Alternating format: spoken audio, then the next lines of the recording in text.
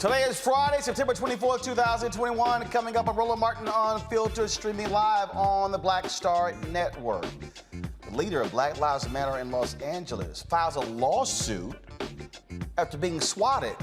The next day, she gets swatted again. We'll talk with Melina Abdullah right here on the show. The Haitian migrants have been cleared from their makeshift compound in Del Rio, Texas. We'll give you the latest. We finally hear what President Joe Biden thinks about the Haitian migrants that trekked thousands of miles, ending up there in Del Rio. Also, the Miami Herald's Caribbean correspondent Jacqueline Charles will tell us what is happening to those migrants and what is the reaction in Haiti. We'll also talk with Tamika Mallory, who's on the ground in Texas delivering supplies to those migrants. Jelani Day's body was identified yesterday after being missing for about a month. His mother, Carmen Day, will join us to let us know what happened during the time her son was last seen to the day she got the news he was found dead. Congresswoman Karen Bass apparently is going to run for mayor of L.A. and R. Kelly's fate lies in the hands of 12 jurors. We're watching for a verdict in the R. Kelly trial. In our Education Matters segment, we'll meet one woman who is making sure no child gets left behind, no matter how troubled their past has been. We'll talk with the founder of Evolution Academy Charter School. And my man, Omar Dorsey, you know, from Queen Sugar and Harriet. Well, he's going to join us right here on the show. It is time to bring the funk on Roland Martin Unfiltered, streaming on the Black Star Network. Let's go. He's got it. Whatever the biz, he's on it. Whatever it is, he's got the scoop, the fact, the find. And when it breaks, he's right on time and it's rolling. Best believe he's knowing. Putting it down from sports to news to politics. With entertainment just for kicks, he's rolling. It's on go, y'all. It's Roland Martin, yeah. Rolling with Roland now. He's funk, he's fresh, he's real, the best, you know he's Roland Martin now.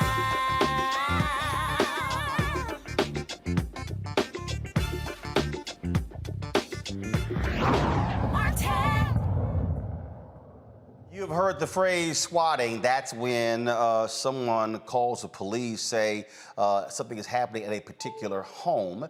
Cops show up, nothing actually is there. It's actually a false alarm. Folks, swatting can lead to death. That has happened in other cases across the country. Well, Melina Abdullah, of course, has been experiencing that. She leads Black Lives Matter in Los Angeles. She filed a lawsuit against, as a result of that. What happened the next day? She got swatted again. She joins us right now. Melina, glad to have you back on the show. Unfortunately, in these circumstances, what happened? First of all, how often has this actually happened to you? I think you're muted. Check your audio. No, my audio. There we go. There we go. Is it on? Is it on? There we go. Okay, good. So it's happened twice. The first time was about a year ago, August of 2020. Myself and my 3 children were in my home, and police came with assault rifles, surrounded my home. There was a helicopter overhead, and I believe that LAPD knew what they were doing, and it was a form of an attempt to intimidate me and to shake me out of activism. I don't think it's a coincidence that the day after we announced the filing of a lawsuit against LAPD for the behavior in August 2020, that the very next morning, less than 24 hours later, the police come out again and claim that they were called out. No 911 tape has been produced, and it seems that this is another attempt again to intimidate me. Okay, so in the August case, was there a 911 call? There was a 911 tape produced in the August case. And have they traced that back to anyone? So I haven't received any direct information about who they traced it back to. I did speak with a reporter yesterday who said that he had some information that he just got after doing some digging, but there were calls for investigations by elected officials, and nothing was ever turned over to me or to those elected officials. The other thing that happened in the August 2020 case is the caller, and we did get the 911 tape, specifically said he was targeting Black Lives Matter. So they didn't need to respond the way that they did because they knew whose house they were coming to and they knew what they were doing. In this case, again, there is no 911 tape that was produced, which makes me wonder if there was even a call. Okay, so what I'm trying to understand, that show of force, I mean, literally, police, helicopters, for what kind of call? That's a lot. So there were dozens, in 2020, there were dozens of officers with assault rifles pointed in my window. They demanded that I come out with my hands up, of course, with my children home, because this is when there was still the quarantine happening. So they were doing at-home schooling. My primary concern was making sure they were safe. I was afraid that the police might shoot into the house. So getting them to safety and then coming out to bring the police away from the house was really, really important in 2020.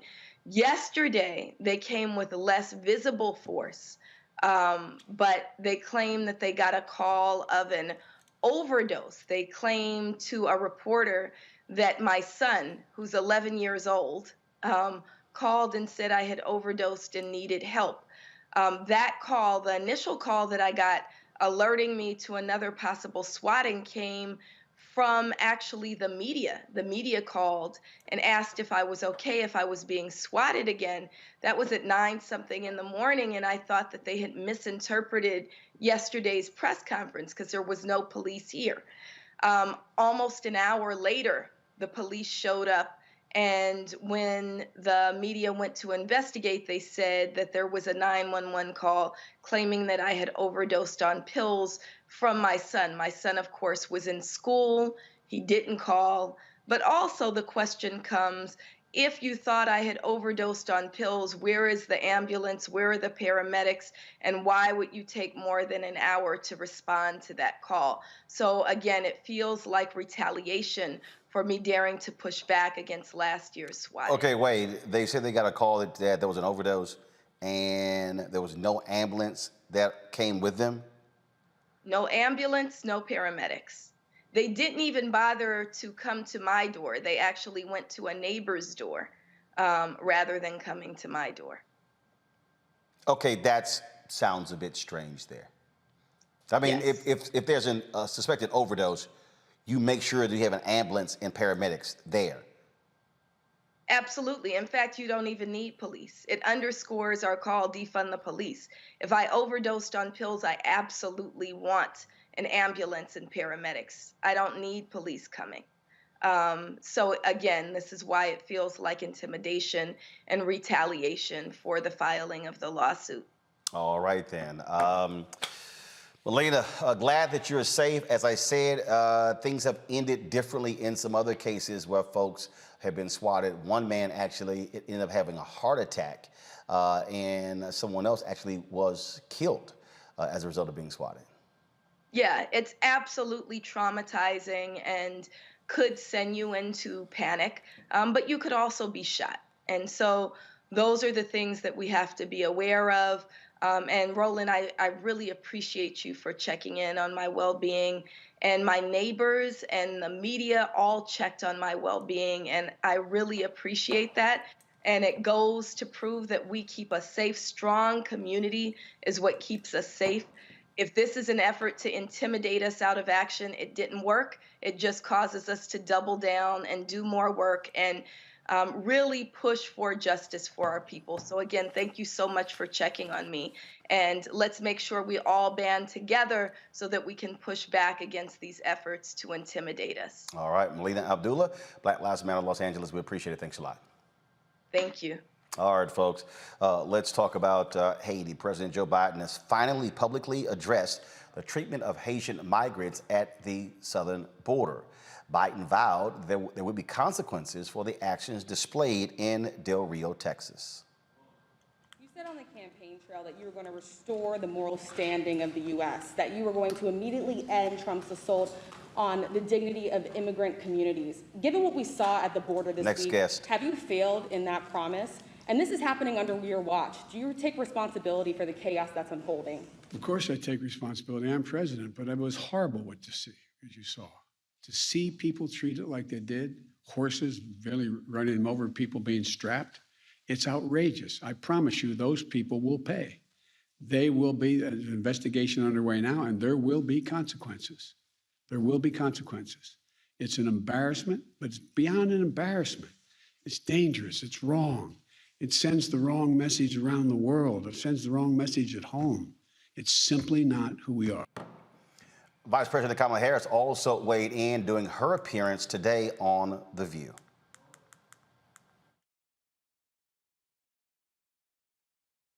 Human beings should not be treated that way, and as we all know, it also evoked images of some of the worst moments of our history, where that kind of behavior has been used against the indigenous people of our country, has been used against African Americans during times of slavery. And so I'm glad to know that Ali Mayorkas, the Secretary of the Department of Homeland Security, is taking it very seriously.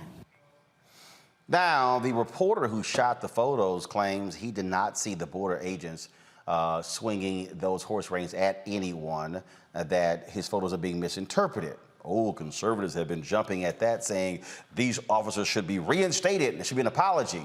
Folks like The Hill and Fox News analyst Joe Concha. I guess Joe doesn't see what's going on in the video. Earlier today, the migrant camp in Del Rio, Texas was cleared out entirely. 2 buses with the remaining migrants left the makeshift camp around noon. Officials took the migrants to the U.S. Customs and Border Protection Processing Center. This has led to lots of discussion and consternation. Not only that, Haiti, officials there have been responding as well. We were supposed to have the Haitian U.S. ambassador on the show today, but they canceled at the last second due to urgent matters dealing with this issue. One person who has been very much involved in covering this is Jacqueline Charles. She's the Caribbean correspondent for the Miami Herald and, like yours truly, a former NABJ Journalist of the Year. All right, Jacqueline, always glad to have you. So give us a perspective. We've sort of heard conflicting things coming from the Haitian government. You've had the Haitian envoy to the United States who resigned, claiming that the United States is supporting a propped up government as opposed to one chosen by the people. Give us the latest in terms of what's happening. Do they want to see these deportations stopped? What's really going on with the Haitian government? Okay, well, first of all, let's make sure we understand that Daniel Foote is not a member of the Haitian government. Right. I said the U.S. envoy. Yeah. He was appointed by President Joe Biden about 2 weeks after Jovenel Moïse was assassinated. That's the president of Haiti. He was shockingly assassinated in the middle of the night on July 7th. In his private residence in his bedroom. And so, you know, congressional lawmakers have been asking, even before this, they had been asking for a special envoy because they had issues with the U.S. policy toward Haiti. And so Daniel Foote was appointed, and he resigned yesterday, basically calling the U.S.'s treatment of Haitian migrants along the border inhumane. He raised a number of issues, and his concern as well was in terms of the U.S. government's support for the interim prime minister, the interim government that's there. The situation with Haiti is this. The president was murdered. The president of the Supreme Court died weeks earlier from COVID-19. There is no lower chamber in parliament, and the Senate, which should have 30 members, only have 10 members. And there are no elected officials, local elected officials in the country. So who the hell is in control? Exactly. So Jovenel Moise was ruling by decree. He was one of 11 elected officials in a country of 11.5 million people. So if you recall, there was a power struggle after his death where the acting prime minister, the foreign minister, was holding on, and Ariel Henry, who had been appointed by Jovenel Moise prior, just days before his death, to lead a new consensus government, was saying, "But wait a minute, the president picked me."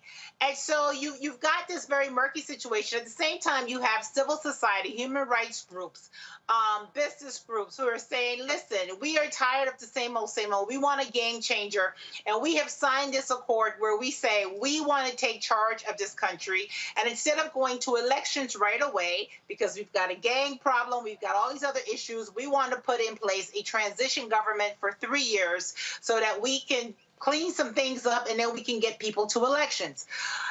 So all of that, in the midst of all of that, let's not forget there was an earthquake on the 14th of August, a deadly and powerful 7.2 earthquake. 800,000 people are affected. The same week that Del Rio was happening, UN agency said we cannot get humanitarian assistance to 400,000 people because the road outside of Port-au-Prince, the capital of Haiti, is controlled by gangs. So you've got this humanitarian crisis brewing, and then you have Del Rio. Whew, that's a whole lot. Yes. That letter that Daniel submitted, he just blasted the U.S. policy and the treatment of the Haitian migrants, but also said, look, the policy overall is seriously flawed. So earlier, I've heard different stuff, which is why we want to have the Haitian ambassador to the United States on. Are Haitian leaders, whoever they are they saying halt the deportations? Sure, bring them here. What's the official position, if there is one, of the Haitian government? So last Sunday, I was in Del Rio, Texas, and I spoke to the head of the Office of National Migration. He is the person responsible in the government for receiving these migrants. I mean, and he pleaded. He says, look, 14,000 migrants, because that's how much the United States warned them to be prepared for. He says, we cannot take this. And he asked for, quote unquote, a moratorium, a humanitarian moratorium on these migrants. The reality is this, is that government after government in Haiti, they are not going to reject the return of a Haitian national. Once you are a Haitian national, you are a Haitian national. And the reality of deportations or repatriations, as the U.S. calls them, is that the receiving country doesn't really get a chance to say no. We saw this last year with Guatemala in the COVID pandemic, when the Guatemalan government was saying, listen, you're sending people to us who are positive for COVID. We are not going to accept them. And the U.S. pushed and pushed, and guess what? Today, Guatemala is receiving deportation flights. So this is the issue. So today, Secretary Mayorkas said that $5 million plus has been given to USAID to assist with the repatriation of individuals. There have already been 22 flights. Over 2,000 people have been sent back. Has that money arrived in Haiti? Is it going to arrive in time to assist these people?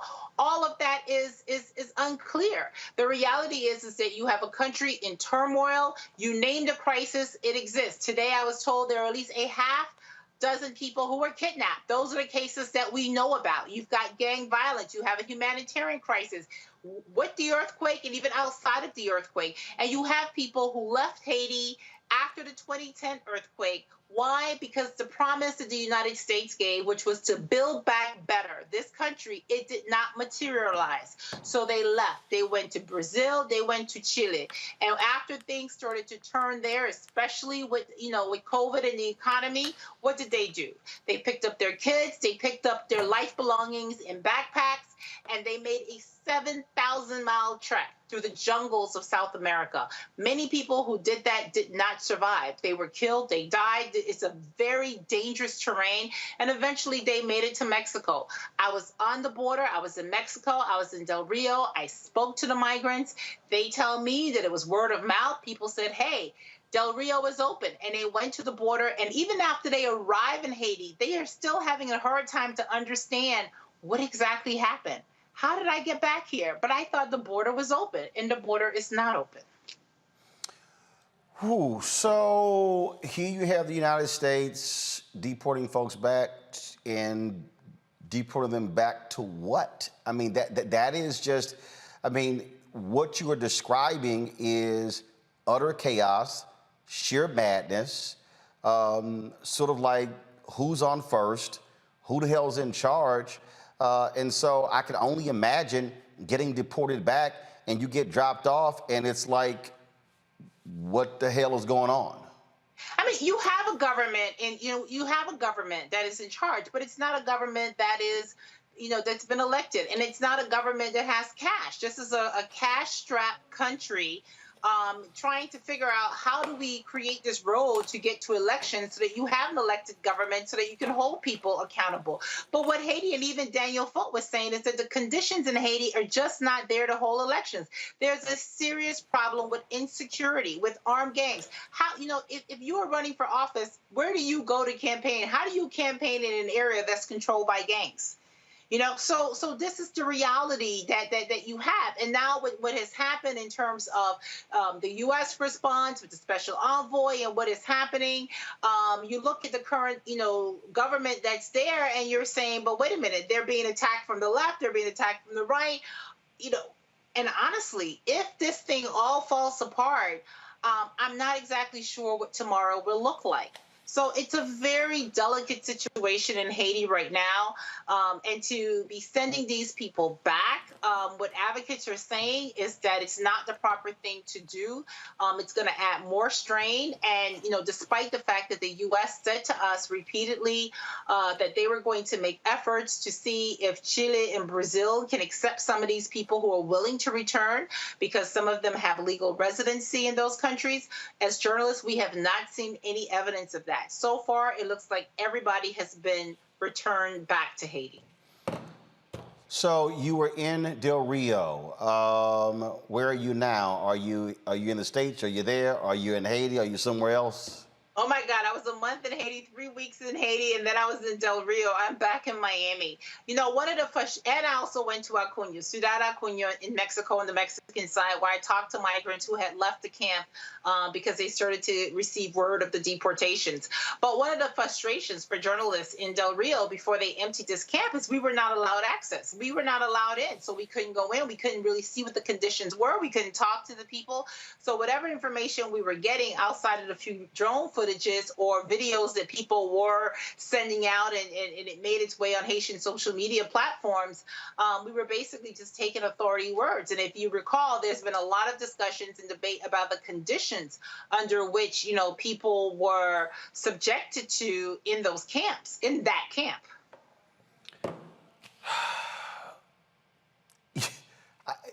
I don't even know what to even ask next.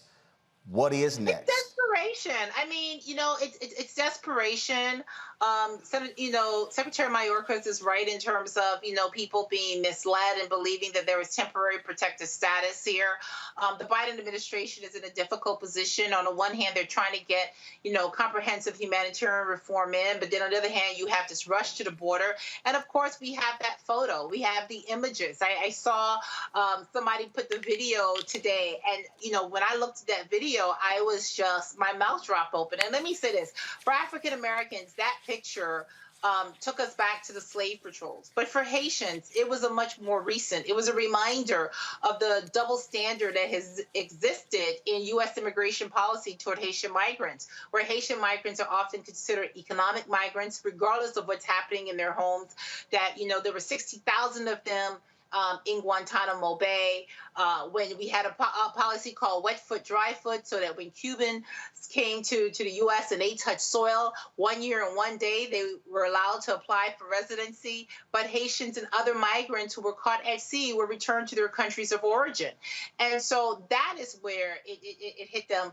And there was a line that I had in my story when I said, it doesn't matter if it was ropes or if it rains, whether that migrant was struck. I mean, as cliche as it sounds, a picture speaks 1,000 words. And that is how the community, the Haitian community, received that. That is how they view that photo and the video of that Border Patrol officer and that Haitian migrant. Well, I'm glad you were there to break it down for us, Jacqueline. It is a whole lot to take in. And again, I mean, as you say, stuck between a rock and a hard place. But the first thing, the Biden administration, stop the mistreatment. Look, there's a way to actually handle the processing of people. And so we certainly see what happens next. And my God, hopefully the Haitians can just get a break. Because, as you said, president been assassinated. Frankly, the way it reads like an inside job, earthquake as well. Now this is just one thing. And of course, dealing with the hurricane, it's just one thing after another that keeps just hitting the country of Haiti. Yeah, thank you, Roland. Jacqueline, thanks a lot. I appreciate it. Great job. Thank you. I was talking about panel, Julianne Marveau, Dean, College of Ethnic Studies, California State University, Los Angeles. Michael Imhotep, host the African History Network show. Kelly Bethea, communications strategist. Julianne, to sit there and listen to what Jacqueline just laid out there, I mean, my God, it's just one massive headache after another, one crisis after another. You're absolutely right, Roland. It's blood curdling to see that photo of this man on a horse. We've seen folks on horses going after people before, but the sister from the Miami Herald broke it down. It's not just the vestiges of enslavement. It is the way that we do immigration policy towards Black people. And let's just say Black people. Let's stop saying people of color when we're talking about some of that. We're talking about Haitians. Sometimes we're talking about Africans. Everybody is not treated the same way. And for people to be treated as less than human is disgusting, while we have an administration who's running around on a human rights tip, talking about human rights here and there. Look, we're taking in thousands of people from Afghanistan, and I'm not hating on them. I'm just saying the same kind of accommodations need to be made for people from Haiti. That's it. I mean, we show that, look at that. We show that we have the capacity to absorb when we want to. But what we don't want to absorb, apparently, are these Black people who legitimately, if they heard the border was open, it's not just that they heard it, you just can't do that. I mean, it is more repugnant than anything that I've ever envisioned. But just from an economic perspective as well, let's look at the many ways that Haiti can't compete without help.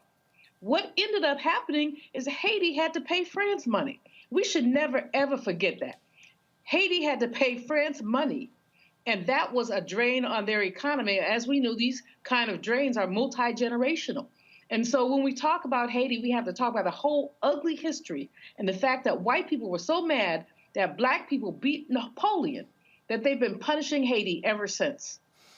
Kelly, that news conference, finally you hear from President Joe Biden. He had been under intense pressure to do so. Vice President Kamala Harris had already commented. And so that needed to happen. He needed to speak.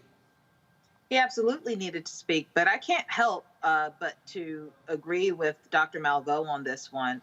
The first thought that came in my head is that if these migrants were lighter than a paper bag, we would not be having this issue. There would not be a bottlenecking at the border because the border would be wide open to take in these refugees, and that's what they would be calling them. Not migrants, not illegals, not any other derogatory term for a human being. They would have been open and welcomed to the United States. If Haiti had oil and diamonds, we would not be having this issue. If Haiti were, not such a pariah against white supremacy, we would not be having this issue. Regarding the economy, like Dr. Malveaux said, while Haiti did have to give most of its worth to France for years, the United States is the main economic partner of Haiti. Haiti's exports are, I want to say, between 70 and 80% go to the United States. And yet this is how we treat Haiti when they are in trouble. It is not enough to just, send the American Red Cross down there. It is not enough for a press conference that Biden was pressured to hold. It is not fair. It is not right. And for them to call this a partnership is just a poor definition of words. It is more like an exploitation if nothing else is done for this country. Michael Imhotep. Yeah, you know, Roland, I've been reporting on this basically every night on my show, and this is really this whole thing and the whole backstory is really deep on this, because about 97% of the Haitians who came over, who crossed from Mexico over to Del Rio, Texas, about 97% of them have been living in Central American countries. They were living in Brazil, they were living in Mexico, and the majority of them left Haiti after the 2010 earthquake. And what happened was, in Brazil, in these different countries, their labor was exploited, okay? And in Brazil, Haitian migrants were granted work visas for the 2014 World Cup and the 2016 Summer Olympics in Rio de Janeiro. They were also able to obtain permanent residency for humanitarian reasons. But what happened was, after all that was over, they were being expelled out of Brazil. They're being expelled out of Mexico, okay, after their labor was exploited. And they're coming over here, okay? And now part of it had to do with rumors getting out about TPS, temporary protection status, different things like this. Now, today, Secretary Alejandro Mayorkas, in his press conference today, and even going back to Wednesday, they talked about Haitians being released and given 60 days to return for the political asylum, right, okay, for the hearing on political asylum.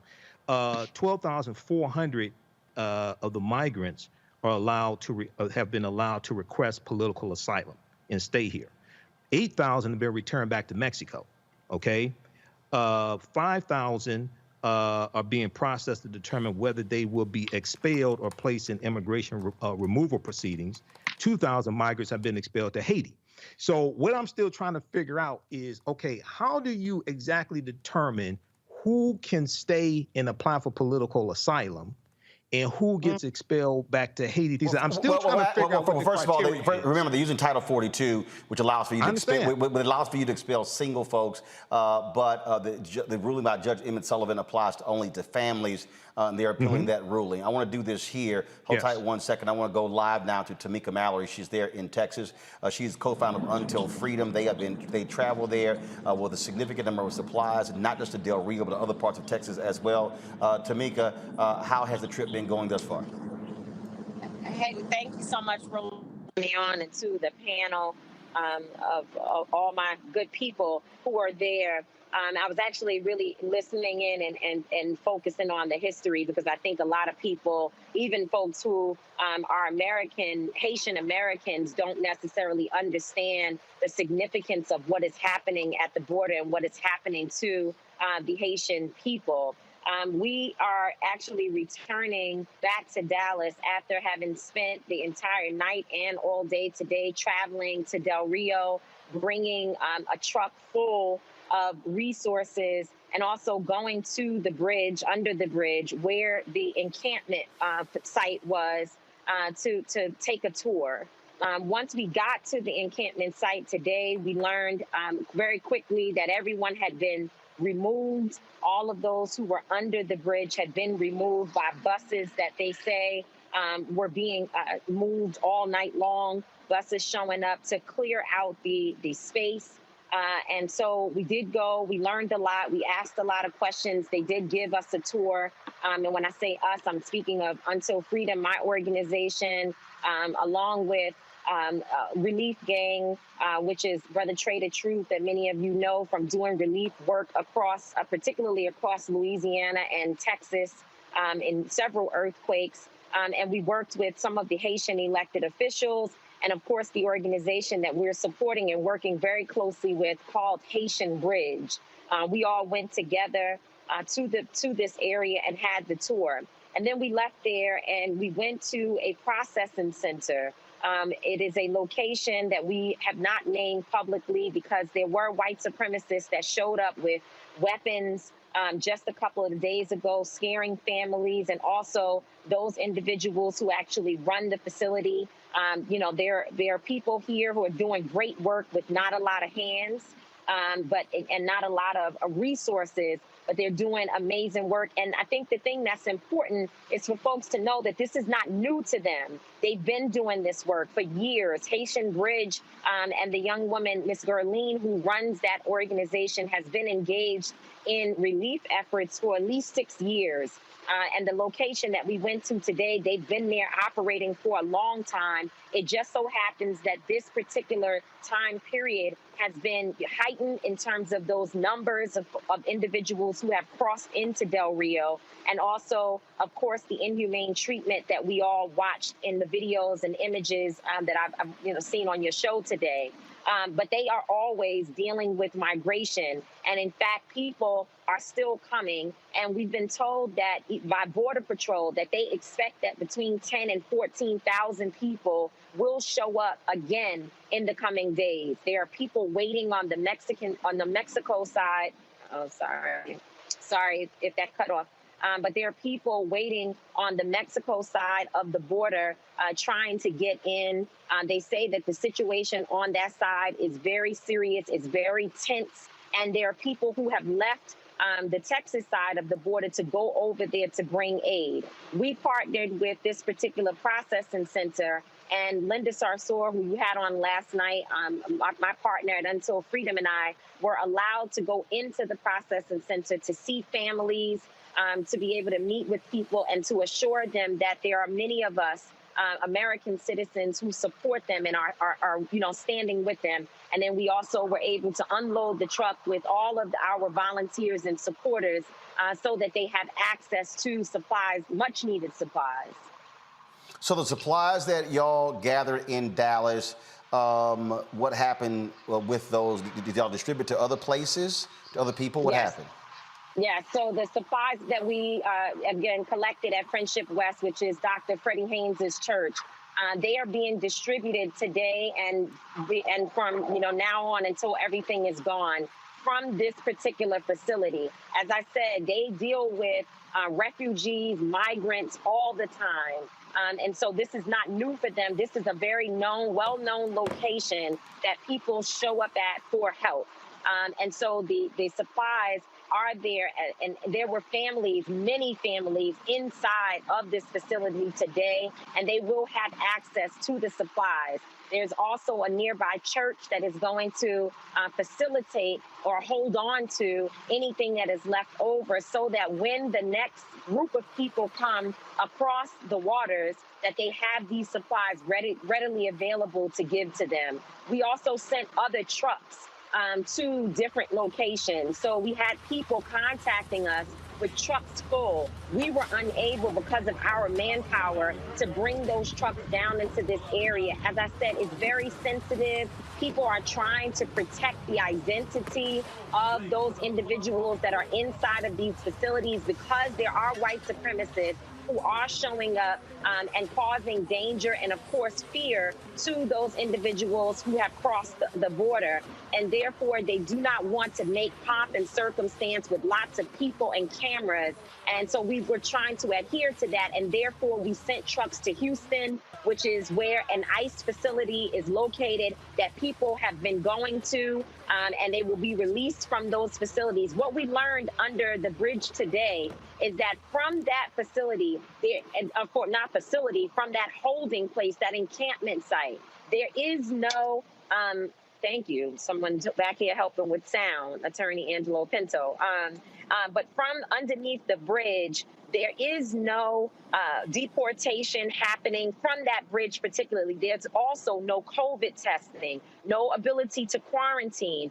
We did not see anything about showers. And I think that, in fact, when they gave us the list of what services and resources were available, they did not mention showers. It's important to note that the individuals that we saw in the video that were obviously being whipped by Border Patrol on those horses, those individuals, many of them were returning from a food run in Mexico. They slip out often to be able to get food because they are only served 2 times a day by the United States government. And so they slipped out to go over to get food and come back. And when they were returning, that is where that incident happened. So it's a major crisis. And again, there are more people coming, and hopefully the resources that we have left there will easily get to them, because they were not allowing, and we knew that when we came, that we could not bring the supplies into the area where the encampment site is located.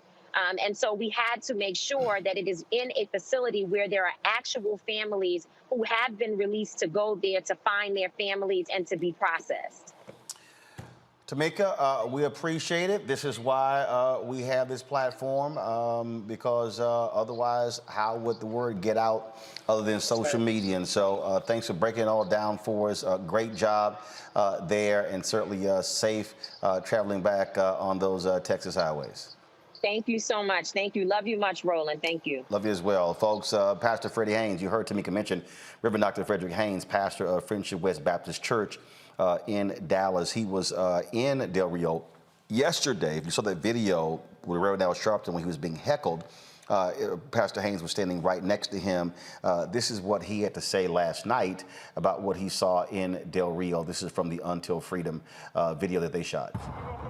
So we are out here at Friendship West Baptist Church.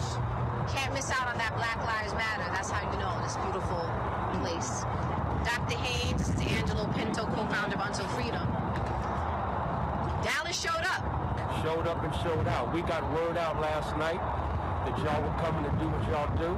And so the people heard, the people said, hey, we can't have that sign up and not act like it. That's right. Because, as you so well said, all Black lives matter. Around the globe. And we're saying that to this sick nation, that all Black lives matter. And so when you treat us in a dehumanizing fashion, our humanity still shows up in a powerful way. I just came from there today, and it was hell. I can't unsee what I saw, and so I'm even more motivated now because I know this country created the conditions that made them flee home. This country did that. France did that. And while the United Nations meets in New York right now, they need to hold this country accountable. Patrick Gaspar said today, the United States under this administration is not living up to international asylum protocols. We got to change.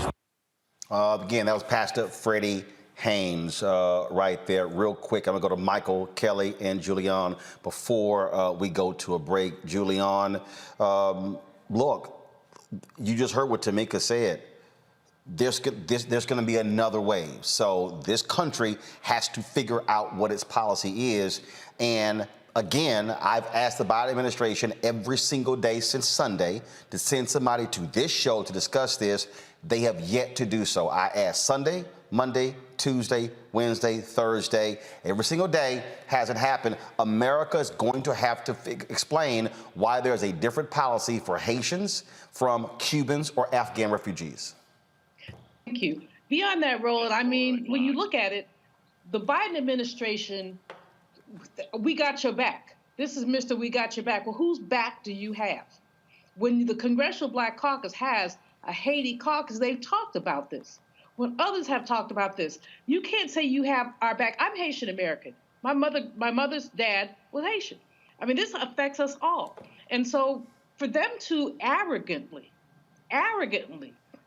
put this on the back burner is to say that Black lives don't matter. Because these are Black people. These are Afro descendants who are being whipped because they're Afro descendants.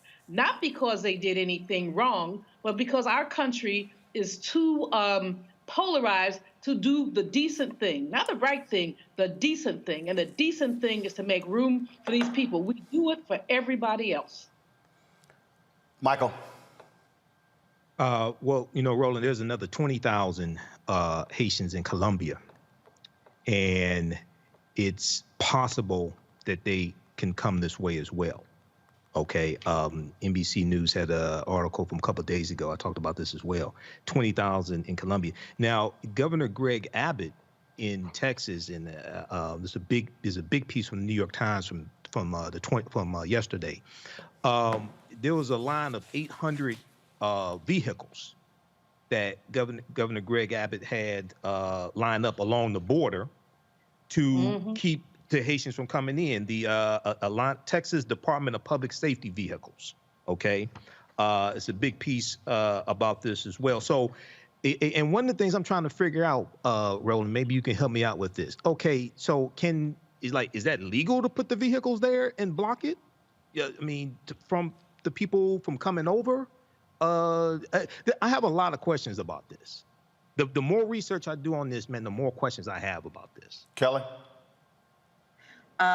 Again, anything short of a structural overhaul regarding what happened this past week at the border is going to fall short of what Haiti actually needs. It is going to fall short of what these migrants need.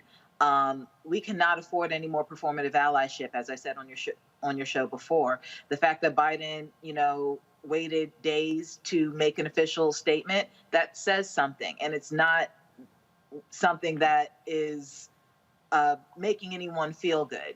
It seems performative. Everything that the United States has done in the past week regarding this issue feels performative and not truly actionable, because nothing has been effective outside of just moving them to another place. So again, until we have a structural overhaul, until we stop the performative, until we truly, bog down and really figure out how to overcome white supremacy in this country so that we can understand Haiti in general, everything is going to fall short. Absolutely. Folks, got to go to break. We come back. We're going to talk black and missing. Also, the case of Jelani Day. His body was found, and it was determined yesterday that it was indeed him. Next on Roland Martin Unfiltered and the Black Star Network, we will talk with his mother about this case and why did it take pressure after a white woman got loads of coverage for the media to all of a sudden realize that he and other African Americans were missing. That is next on the Black Star Network.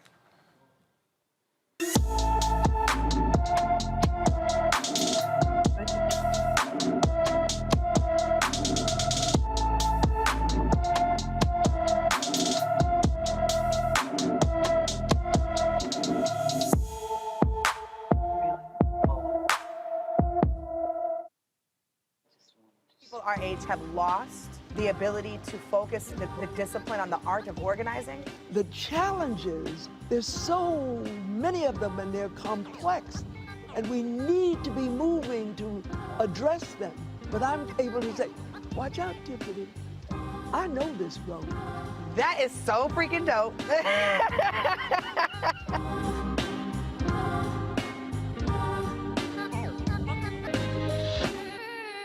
George Floyd's death hopefully put another nail in the coffin of racism. You talk about awakening America. It led to a historic summer of protest.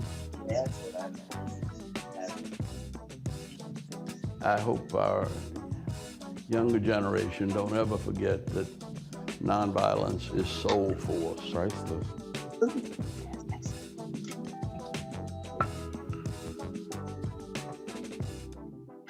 I'm Bill Duke. This is Diala Riddle, and you're watching Roland Martin, Unfiltered. Stay woke.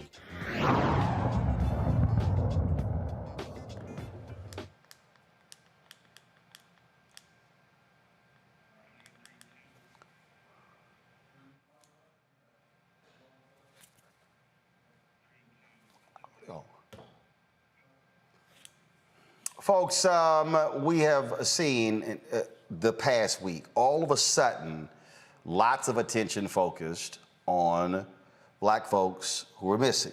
Why? Because mainstream media got criticized on this very issue. All of a sudden, major networks start, oh, what's going on? We gotta sit here and cover African Americans. One of the folks who's been missing for a little over a month was Jelani Day. A student at Illinois State University disappeared on August 24th. It was reported missing on August 25th. Yesterday, of course, we had to give the sad news that his body was found in the Illinois River. Joining us right now on the show is Jelani's mother, and I can only imagine how difficult this is, having to spend the past month wondering where her son is. Carmen Day joins us right now. First and foremost, Carmen, certainly our condolences for this very difficult news. First and foremost, it had to be aggravating and frustrating to watch networks send reporters to Denver, to Florida, to New York, to all over America, covering the case of this missing white woman whose body was found. And I'm not diminishing at all that story, but the resources that was put into that. And you and others were going, hey, can someone explain to me what happened to my son? I don't even think the word is frustrating. It was disrespectful, because it was showing me that the media, the police, the FBI, they thought that this young white girl was more important than my young black son.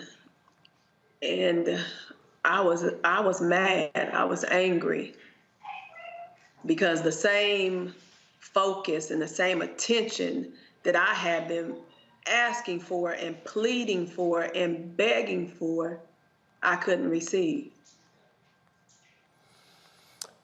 Your son was seen coming out of a dispensary, and then that was it. When were you notified that he was missing? What did the cops do? Was there a real investigation? Was there an actual search for him? I found out he was missing on Wednesday evening, which would have been the 25th. My son, my oldest son, had called me and said, "Mom, the police are here and they're looking for Jelani." And I was like, "Looking for Jelani for what?" He said, "The police want to know, have you talked to Jelani?" I was like, "Yeah, I just talked to Jelani." On that particular day, I thought I had talked to Jelani on that Tuesday. But as I scrolled through my phone, I realized I hadn't spoken to Jelani since Monday. And I guess the reason I thought I had spoken to Jelani on Tuesday, because on Monday, Jelani had called me so much that I thought I had talked to him on Tuesday. So Wednesday, when I got off of work and DeAndre called me and told me that the police were looking for Jelani, I immediately hung up from DeAndre and I was calling Jelani's phone. Well, his phone went straight to voicemail, which at first didn't alarm me because Jelani's been known to put his phone on Do Not Disturb. But when he does that, I fussed at him so much that Jelani calls me right back just like that. Well, on this day, I didn't get a call back. So I texted him and I was like, "Call me ASAP." And I did not hear anything from him. So then my oldest son said, "My mama go to Bloomington." Well, the police had came to my home, which is in Danville, Illinois, and I was 2 hours away. So DeAndre drove to Bloomington. In the meantime, I got more insight and information as to how or who came up with the fact that Jelani was missing. So it was this professor who had called. So I got her number and I called her. So after listening to her tell me that she has been texting with Jelani all Monday evening, about a little bit after 9, her and Jelani had been texting. They had been talking about some school stuff. And Jelani was supposed to meet with her that Tuesday because she said there was something that he had to get done for me. She said that he didn't show up on Tuesday. Then he didn't show up for his class on Wednesday. So she became worried and she called the red and white, I guess it's some group on campus that checks on the students if you don't see them, at 1 o'clock that afternoon. And by 5 p.m., she hadn't heard from them. So she went to her chair, and her chair contacted this group. And then the group told her that they had 24 hours to go look for Jelani. So instead of waiting the 24 hours, she said she contacted the police to do a wellness check on Jelani. So being that Jelani didn't list the apartment that we had purchased for him as his home address, the police ended up coming to my home in Danville because that was listed as his home address, which I'm grateful for because that gave me an alert that my child was missing. The police didn't let me know. I spoke to her. Then I spoke to this young girl, another white girl that was in Jelani's class that was upset, and she had contacted one of my daughter's friends and said that she hadn't heard from Jelani. So I contacted the young lady, wanted to know what her and Jelani relationship was, when was the last time she talked to him. My son by this time had gotten to Bloomington, went to Jelani's apartment. There was no sign of Jelani. I called the police officer back, told him to meet my son there. I ended up filing a missing persons report that night. The next morning, I got up early in the morning and checked the bank to see if Jelani's card had been swiped, and that's when I found out his card had purchased something at the Starbucks on Tuesday. I started doing my research then. I left Belleville, Illinois, and we went to Bloomington. I went to the Starbucks. I went to the school. I ended up speaking to the teacher in person, who then let me know. I found out that Jelani had actually been on the campus that Tuesday morning. At 6:50, he had logged in to the computers on campus, put in some notes because he had clinicals that day, and he had 2 patients that he needed to see. However, he didn't show up for clinicals or the patient. I also found out that at that point, that's all I knew at that point, that he had been to Starbucks, and I knew he had been there since 7 something in the morning. Moving forward, I later learned that the last ping on his phone was at 9:20. The detective that was then assigned to the case, let me back up because let's get to the part where how I got the detective. I called the professor because when I called the school to ask them if they had cameras, if they had seen my son, they kind of blew me off. It was like, okay, we'll get to it. So I called her because I'm like, okay, this is a faculty member and maybe she can make some progress for me. So I had her check and see if we can get the cameras to look. When she called me back, she told me that the cameras had already been retrieved by the police. And that kind of puzzled me. I was like, what? Because I just reported him missing. I hadn't even told anyone that he had been to Starbucks. So how had they had the cameras from Starbucks?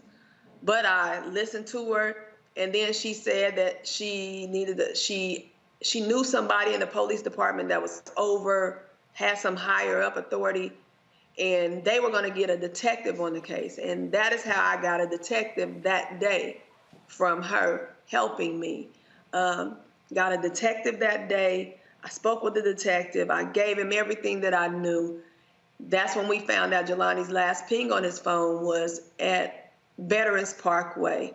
The detective figured out that his ping, there were businesses in that area, and that's how we found out he was at Beyond Hello. Then they retrieved the video of him leaving Beyond Hello, and I see that he had on shirts and a shorts, which means he had changed his clothes from when he was at Starbucks that morning, because that morning when I seen him, he had on his dress shirt and dress slacks and dress shoes as if he was prepared for school to go on to his interviews or his clinicals. Now I'm thinking, what deterred my son from taking care of his business? Because it had to be something. Somebody had to call him. He figured that he had to do something. So we requested video from campus. Initially, they just gave me the video footage of him being at Starbucks. After speaking with the detective and him checking with the school, they later monitor Jelani's swiping of his card and his movements around campus. We then obtained video. Jelani was actually on campus walking around. It looked like he was waiting for somebody or looking for somebody, and finally found out that he was waiting for the health center to open, because one of the things that he was supposed to meet this professor about that day was there was 2 parts that he needed to be done. He needed to get a TB test, and he had only completed one part of it. So he was getting that stuff done, and I'm assuming that when he went there, because nobody can remember speaking to him, but you do see him on the video, that they couldn't get in because it was by appointment only. Well, I'm still trying to understand this, and this is why I'm just totally confused here. He comes up missing. Mm-hmm. Do they trace his steps? First of all, do they initiate a search? What actually happened to try to find him? His mom, they discovered his car on the 25th, which was that Thursday evening. And they discovered his car where? In Peru, Illinois. His car was discovered in a wooded area in Peru, Illinois. And how far is Peru, Illinois from Bloomington? 60 miles from Bloomington. 60 miles. So he was last seen in Bloomington, and we have a map up right now. His wallet was found where was his car found the same place where his wallet was found? Not that I understand, no. And then his body is found in the Illinois River. Do you believe foul play was involved in the death of your son, and have they determined the cause of death? I definitely believe that foul play was involved. And no, they have not. The cause of his death is unknown at this time. They're trying to create the narrative that Jelani had mental issues and he was depressed, but the devil is a lie. There was nothing wrong with my son. He was not depressed about anything. He was not overwhelmed about anything. He had been in a program that was challenging.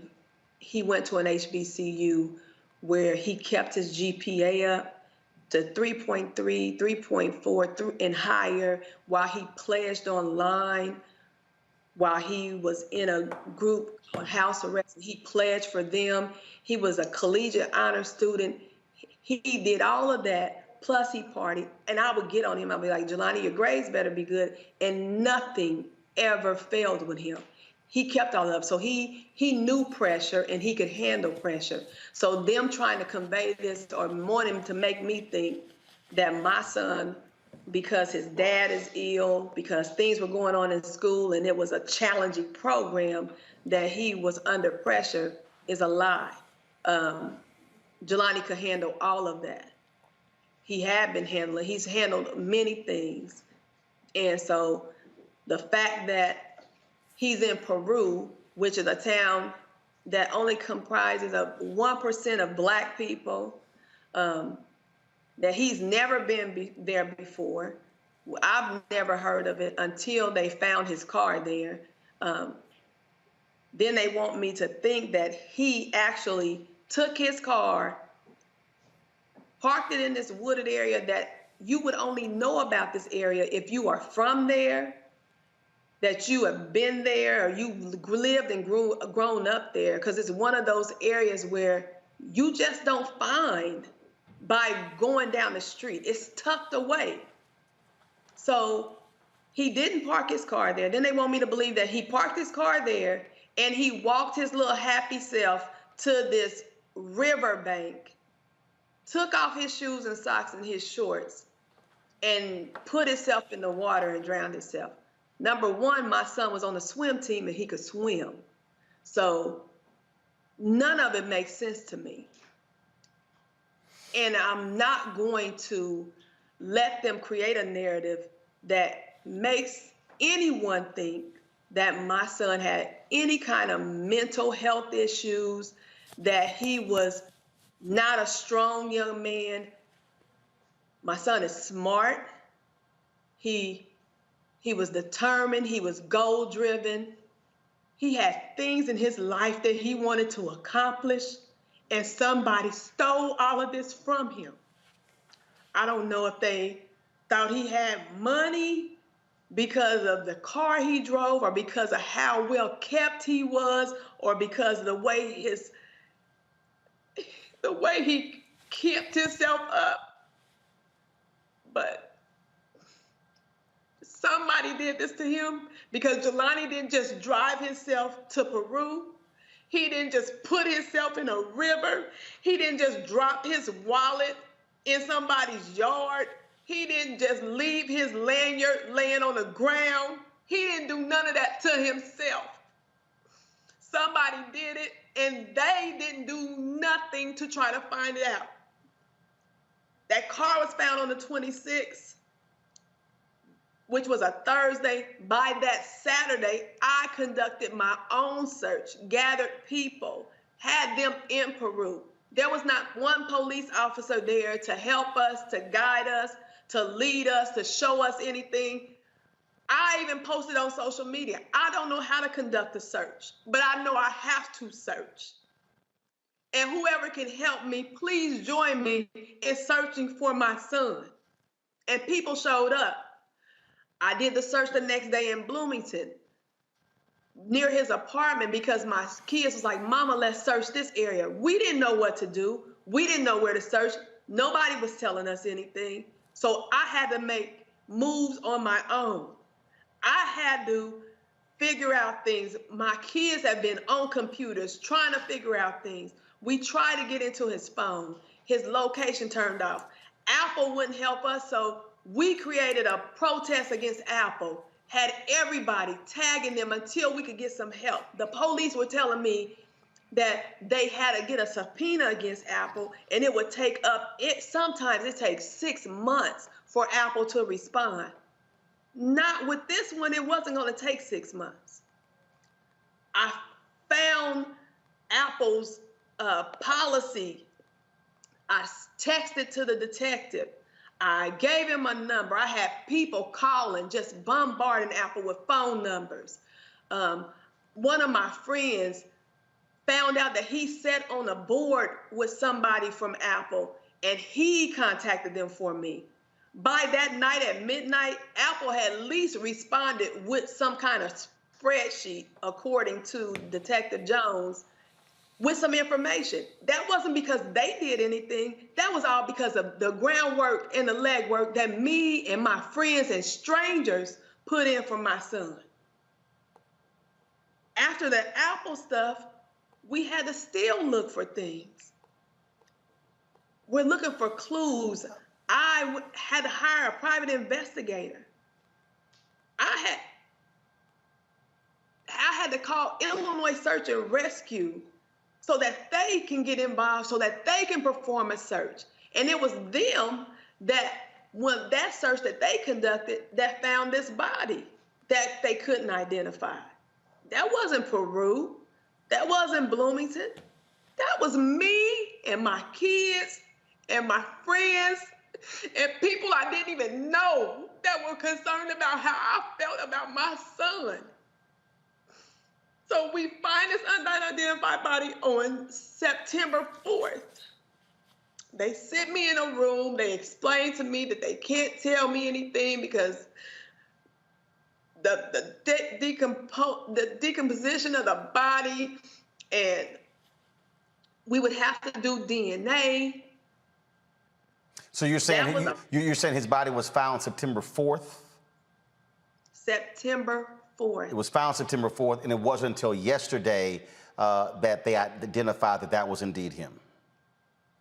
It wasn't until yesterday. So, and the only reason that I feel like that happened on yesterday was because of all this pressure that I've put on them. Because I've talked about how inept the police have been. I've talked about how they have not provided me any kind of information. I've talked about how they haven't helped me in any kind of way. So I didn't want them anymore to help me do anything. I need the FBI. I needed the same coverage that when I woke up one morning, I saw this white girl plastered everywhere. I saw everybody talking about her. I saw her all on social media. And her parents said they hadn't talked to her in 2 weeks before they reported her missing. I hadn't talked to my son in 1 day before I reported him missing, and I didn't get nothing.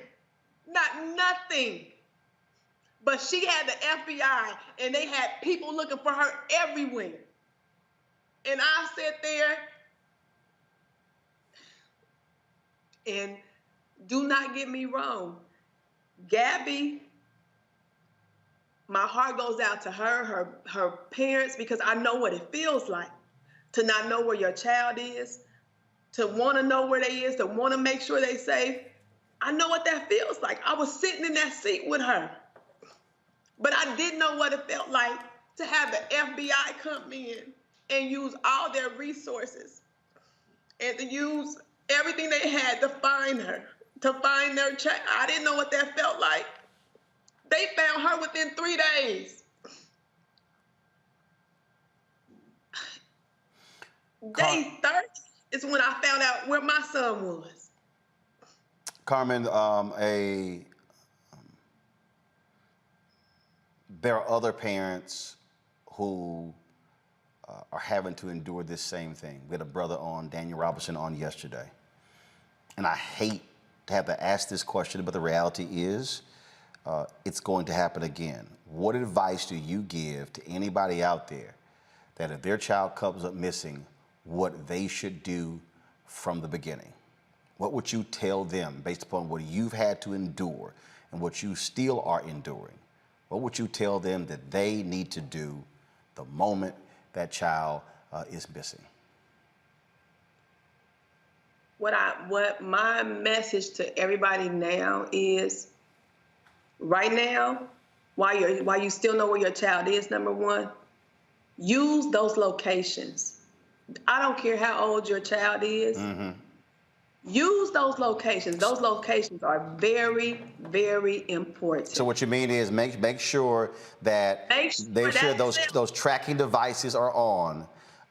And let me tell you something. There's an app. I think it's called Mama Bear. My wife put it on my niece's phone, and the app is interesting because she can tell when they're in a vehicle how fast that vehicle is even going. And I think one day they were riding with somebody, and she sent a text. She said, "Tell them to slow down," because she actually saw it. And there are a lot of people who turn those tracking devices off. People talk about privacy, but what you're saying is that location service is important to be able to track those steps. It's very important. For some reason, Jelani's location and everything was turned off. I don't understand as to why, but it was. So we were very limited on what we could see with Jelani's phone. The Mama Bear app, I never heard of it, but that's good. But I have all my kids on now, the Life 360, just like the Mama Bear app. It tells how fast they going. It shows you where they been at, how long they were there, everything. It's important to let people know what you're doing, because you never know when they need to know that information to help you. I would also tell everyone that before this ever happens to anybody, I know our kids think we're nosy, but no passwords and usernames to things that they're in. And if they don't want you to know it right now, put it up somewhere. Tell them you don't want to be nosy. You just want to make sure that if at any time you need it, it's available to you because it's a help. Those things can help you. But if it does happen to you, I would advise anyone, do not let up. Don't take no for an answer of anything. Do not let anyone tell you that we don't think that he's here. If you feel like that's where your child was, never let no one stop you. Follow your intuition. Follow your gut. Do exactly what you feel should be done. If they get mad, if they get pissed, that's on them. What I did in this whole process was I tried not to be the angry Black female, the aggressive woman that they would think didn't want to work with them because I wanted them to find my son. Mm-hmm. I should have been that same angry Black woman from the gate because that's what put the fire under them to make them get off their butts and to make things happen. And they still didn't do it until I started talking negative about them. I had to get on here, had to get on news outlets, I had to get on media outlets and let everybody know that they wasn't doing their job, that my son wasn't getting what he deserved, that if you don't see the racial disparity because you see this white girl everywhere and my Black son who has been missing longer than her is not being found and not being helped, something is wrong with this picture. Indeed. But I promise you, and I mean this, Jelani did not die in vain. Not only whoever did this, I hope if they see me to always know I'm going to find out what happened to him. But Jelani's name will be remembered. Jelani is going to make a difference. My son is going to make a difference. He's going to help somebody else. This was not done in vain because my son told me that he wanted to do stuff to help people. His helping was to be a speech pathologist. But now he got a whole different movement. And since he spoke for other people and he's not here to speak for himself anymore, his mom will definitely be his voice. Carmen Day, we're so sorry that you have to endure this. It is never an easy thing for any parent to bury their children. We often hear this, that children are supposed to bury their parents. And hopefully, we will see a change in police departments and others where they will not blow off African Americans who come up missing, because it happens all too often. We appreciate you joining with us and sharing your story with us. And we're going to continue to do our part to ensure to highlight other African Americans because hopefully by using our medium on this show and Black Star Network and social media, that they be united with their family. Thank you for allowing me to come on here and share my story. Now I just want them to do their job and find the answers. I need answers. I need to know what happened to Jelani. They are now, I requested that the state police come in and take over. I asked for the FBI, and I'm still asking for the FBI. They think they are pacifying me because the FBI behavioral analysis unit is involved, but all that means is they're analyzing my son and his mindset. I needed the investigators involved. So I'm not stopping, and I'm not settling, and they will not just give me anything to pacify me. I want answers, and I thank you for allowing me to come on your platform and to let the world know that this is what I'm seeking, and I will need that support. I need your support. I need everybody's support. I need everybody's help. I need everybody's prayers. I just want answers now. Carmen Day, thank you so very much for joining us. Thank you. Julian Malveaux, it's interesting looking at these stories and I saw the Washington Post, the New York Times. I saw all these stories, and I'm sitting there going, y'all could cover black people missing, but you don't. So don't write a damn story about how people are angry about the inequity of coverage when all you gotta do is do it, but you don't. And if a white woman comes up missing, all of a sudden, you're all over it. Well, let's look at the resource allocation here, Roland. It really is quite obnoxious that the FBI, the police, all these people were involved. Her, whatever he was, fiance, whatever, he probably sitting in Europe chillaxing because no one got on this in time. But the resource allocation, imagine that Carmen could have gotten an eighth of the attention that this girl got. Imagine that she went to talk about Jelani, that someone would say, okay, let's take a look at this. But if they blonde and white, forget it. There have been so many cases. The runaway bride, they looked for her for days, and she was someplace hiding because she didn't want to get married. I mean, it shows us the invalidation of humanity, and quite frankly, this is why we have a Black Lives Matter movement, because people continually put Black life down. Now, the Washington Post, the New York Times, all these folks, they have something to pay because they've done the wrong thing, frankly. They have not followed up on these things. People come to them. This woman was tireless, was utterly tireless in pushing this. This could have been a story 3 weeks ago. I mean, the young man's body was found on September 4th, and it takes 20 days to get, or 19 days to get an ID because they're saying, well, the coroner's office is backed up. Well, they weren't backed up for Miss Thing, and I'm not diminishing her parents' pain, but because no parent should go through this. But there's so many Black parents. Another piece of this role is the number of missing Black children that we do nothing about in terms of investigation. And so we're basically just saying Black lives don't matter. Black kids don't matter. Black women don't matter, or Black men. And that's why people continue to basically protest. Again, I admire Carmen so much. She really did what she needed to do, but we need to do what we need to do. And so thank you, Roland, for the platform that you gave her. I was about to start crying myself. It's just a lot. Kelly, this clip has made the rounds as of late. This was at 2004 at the Unity Journalists of Color Convention, where there was a panel, and the late Gwen Ifill said this. I call it the missing white woman syndrome. If there's a missing white woman, we're going to cover that every day. It's true.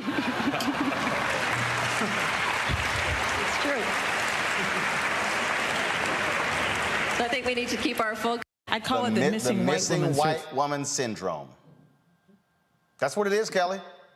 It's exactly what it is. And it's not just in regards to white people, period, but specifically white women for sure.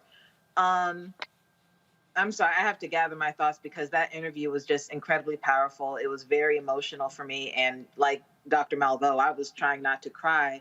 But what I will say is this, based off of what Miss Day just said about her son and everything that she found out about the circumstances of his death, it is damn near evident that he was lynched.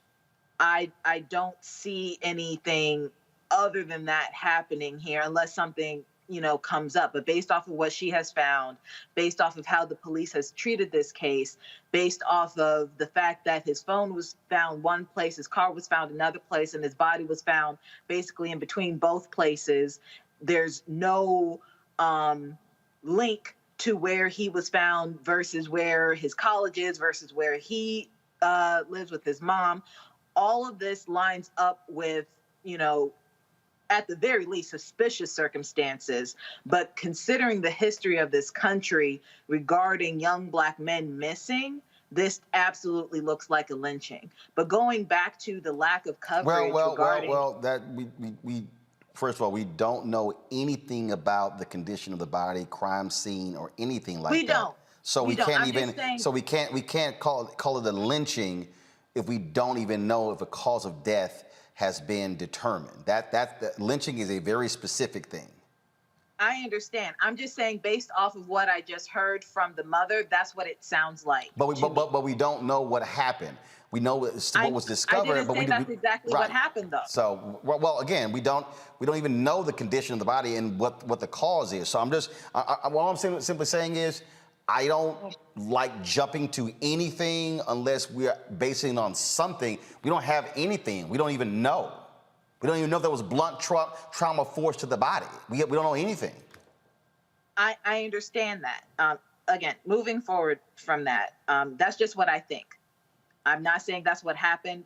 I'm just saying, based off of what Ms. Day has said and what we have found out through what she has told us and what the news coverage says, that's what it looks like to me. Again, it's all allegedly, all suspicious at this point. But going back to how missing Black people are just forgotten about in this country. I mean, there are reports right now that Kelly Price has been missing since last week, and nobody's covering that. Well, actually, well, hold up. Okay. Again, first of all, it's just reported today that she was missing.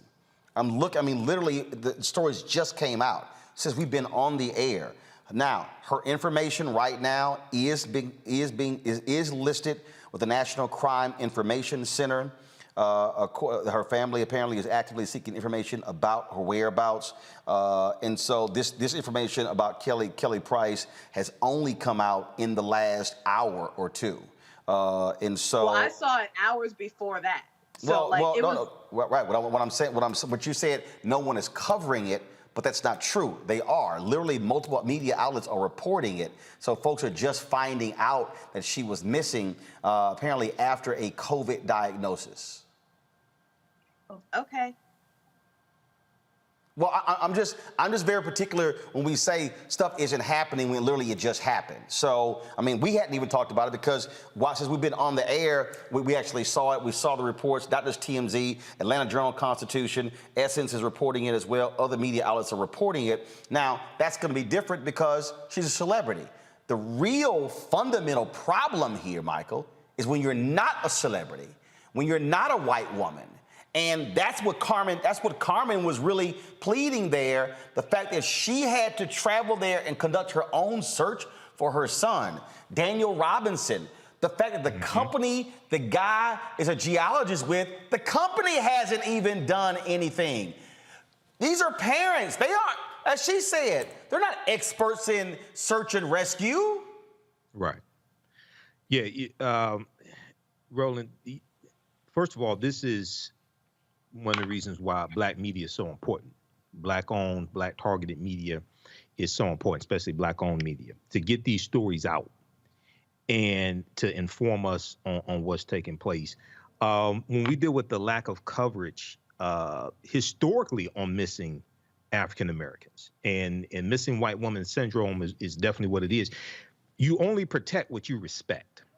And this is what we have to understand. So the majority of the producers of these local news stations, of these cable news programs, the majority of the producers are white people. And they take an interest because— not the majority, the super majority. No. Right. Let's be real clear. Not the majority. Yeah. Majority is 51%.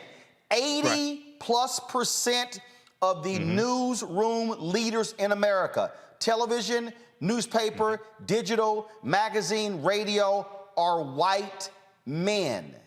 Yes. 80+%. 90+% of all newsroom executives are white people. Yes.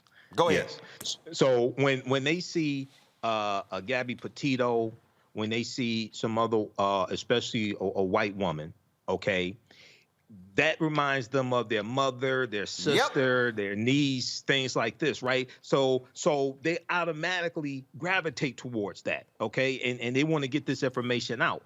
When it comes to us, because of white supremacy and racism, we're automatically devalued. But see, there's something else here as well. When you look at adultification bias when it comes to Black girls, okay? Adultification bias deals with the stereotypes that have been attributed to African-American women. They also get projected onto Black girls as well, And there was a study that came out recently. All people have to do is Google adultification bias, and it talked about how Black girls are looked at as being as needing less protection. Black girls are looked at as knowing more about sex at younger ages, things like this. So all this comes together. So we have to keep pushing and keep fighting for with the police, fighting for them to put the same resources into investigating us, because we pay our taxes as well. Yep. You know, that's taxpayer dollars that they're using. Well, look, remember the young brother, Charles, in Baton Rouge, Louisiana, gets picked up by a white woman and her son. They say, oh, he's probably at a football game. Mama's like, no, he's not. Boy's found dead, looking totally different than how he was picked up. And it was weeks before that white woman was actually arrested, and not even in his death, on suspicion. So same thing. You have, again, this disparate treatment of African Americans that we see, and so that has to change. And let's see if these media outlets change, because you know what? They've done it before. Last time it happened, oh, hey, why Black people aren't being covered, and they go back to doing the exact same thing. And so what we're going to be doing, of course, so we're going to be doing this here every single day. We've done this. We've had the Black and Missing Foundation on our show dating back to my previous shows on many occasions. So we're going to be doing this every single day. We're going to feature right here on Roland Martin Unfiltered on the Black Star Network and put it on our social media.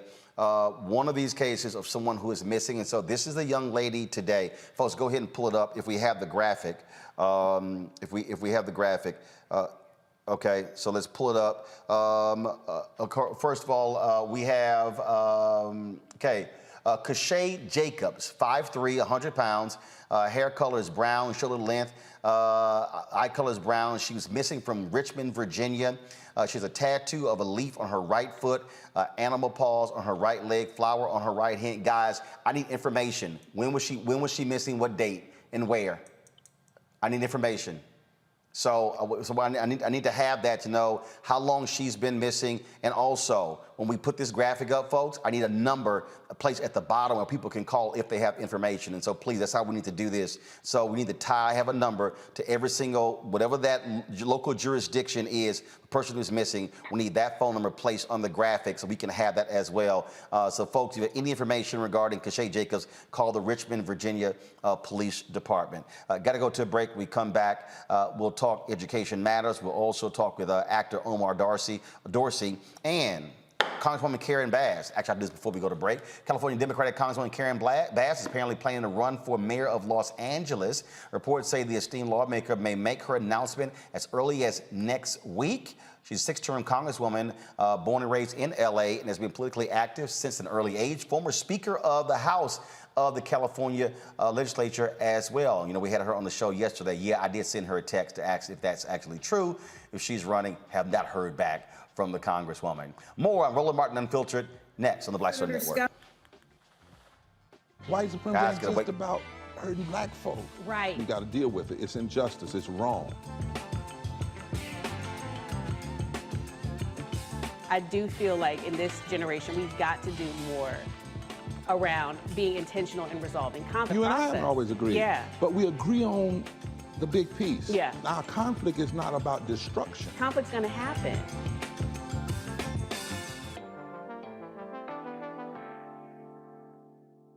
Time to be smart.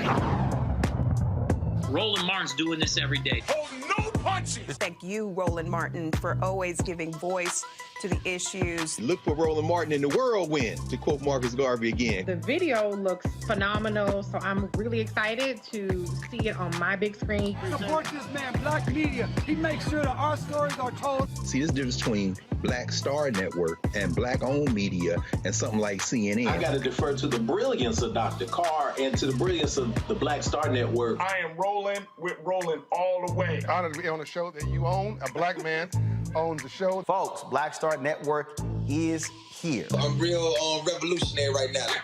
Roland was amazing on there. Stay black. I love y'all. I can't commend you enough about this platform that you've created for us to be able to share who we are, what we're doing in the world, and the impact that we're having. Let's be smart. Bring your eyeballs home. You can't be black on black-owned media and be scared. You dig?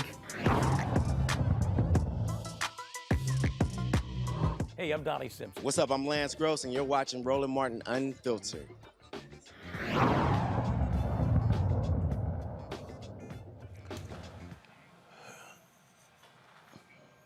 Jurors in the case of R. Kelly are coming back on Monday. They deliberated 2 hours today. But now that the defense and the prosecution have both rested, they have not come to a decision. For weeks, prosecutors called dozens of witnesses to the stand in an attempt to properly display what they saw as a criminal organization led by R. Kelly. Yesterday, in a final attempt to win over the jury, Kelly's defense team actually compared him to the Reverend Dr. Martin Luther King. Yeah, I have no idea. Kelly faces life in prison if he is found guilty and still has charges pending in Illinois and Minnesota.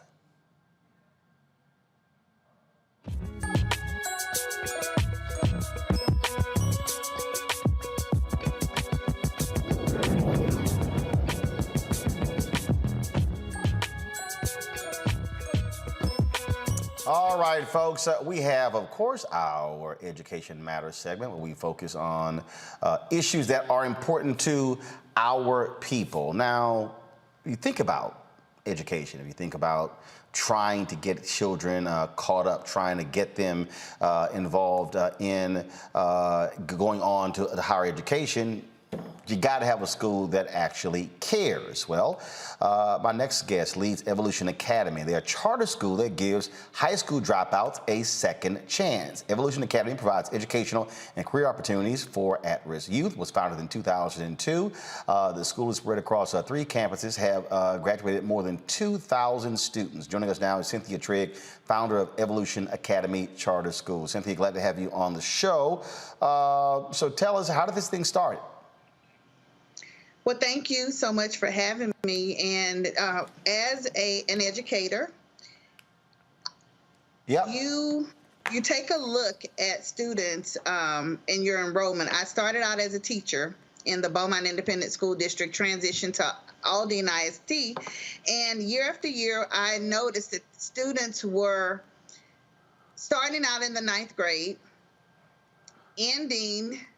You start a cohort in the 9th grade, but then you take a snapshot, fast forward 4 years later, and you may graduate a class of about 300. So from 900 to 300, that's a huge disparity. And so I literally thought, and I share it with my husband over and over, I say, you know, when I retire from this educational system, I am going to start a private school just to address dropout recovery. And just in doing research, met an individual. She said, you know, you don't have to wait until retirement. Texas has just approved its first generation. And so I began to do the research, the legwork, wrote a proposal to the state of Texas, went through a very grilling process, and we became the first, Generation 7 charter school that focused in on dropout recovery efforts. And so what students do, what are the grade levels you're taking? What are you taking? Is it just high school, or is it middle school to high school? 9th through 12th, ages 14 to 21. And for our diploma completion program, 21 to 26. And obviously you have to teach them a lot differently than you normally would traditional students. Explain the difference. Absolutely, Roland. It's very different. So you may have a student that would initially be assigned to 1st grade, 9th grade, or English 1, first semester English 2. It's not uncommon for the students that come to us to be what we call 2 to 3 years out of their cohort. So it's very important to have the flexible opportunities, credit recovery classes, dual credit opportunities, quite a bit of flexibility goes into it, but the most important thing is that every single student that walks through the door must have a graduation plan. And so we are literally sometimes piecemealing the courses that they've taken because they've been in multiple campuses, but we bring all of those together into one, develop a graduation plan, and we just look for flexibility. So you have 3 campuses. So you're in 3 different cities? Yes, we are. Okay, so in those cities are Beaumont, Houston, and Richardson? That's correct. So basically Richardson, which is of course near Dallas. Then you have Beaumont, which is, of course, near Louisiana border, and then you have Houston. Absolutely, okay. Yes. And so we're hitting those markets, and we serve approximately students that would be attending about 33 districts throughout the state of Texas. Wow. Just if we've encompassed the Beaumont, the Richardson, and the Houston area. And there's not a day that goes by that I'll meet an individual and they'll say, "What do you do for a living?" And I tell them, and they're like, "I didn't know that something like that existed." Question. But it's really, yeah. No. Go ahead and finish. Go ahead.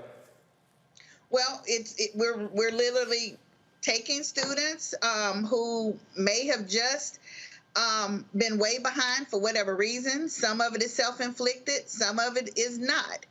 And our goal is to case manage them to the stage, to literally get them graduated. But in doing so, you know, when we first got our start, it was, we want our students to have a high school diploma. But of course, what we know is to earn a living wage, that's just not enough. And so we have been working tirelessly to partner with community colleges and job certification programs that would allow students to earn dual credit. And so I'm happy to say that we've launched partnerships with every single community college or institute of learning, of higher learning in each of our communities. So we have a partnership with Lamar. We have a partnership with Lone Star College and Dallas College that works with our students that are behind. So it really doesn't feel like they're behind, because what we tell them is, you know what, you may have gotten a slow start and you may have, you know, had some issues. But what we're going to do is, once you have an opportunity to earn an associate's degree prior to leaving here. So let's maximize this free of charge. Right. And there's no lag time. So you are literally ending up where you would be because you're making up for lost time. And we're just compressing that. Questions from my panel. I'll start with the educator, Julianne Malveaux. Sister, first of all, thank you for your work and congratulations on everything you've done, especially the partnerships. I'm interested in what kind of data you're collecting. You have over 2,000 graduates. So what are you what kind of data are you collecting, and what are you learning from the data collection that will shape the next cohorts that you work with? What we are learning is that our students require social emotional support on steroids.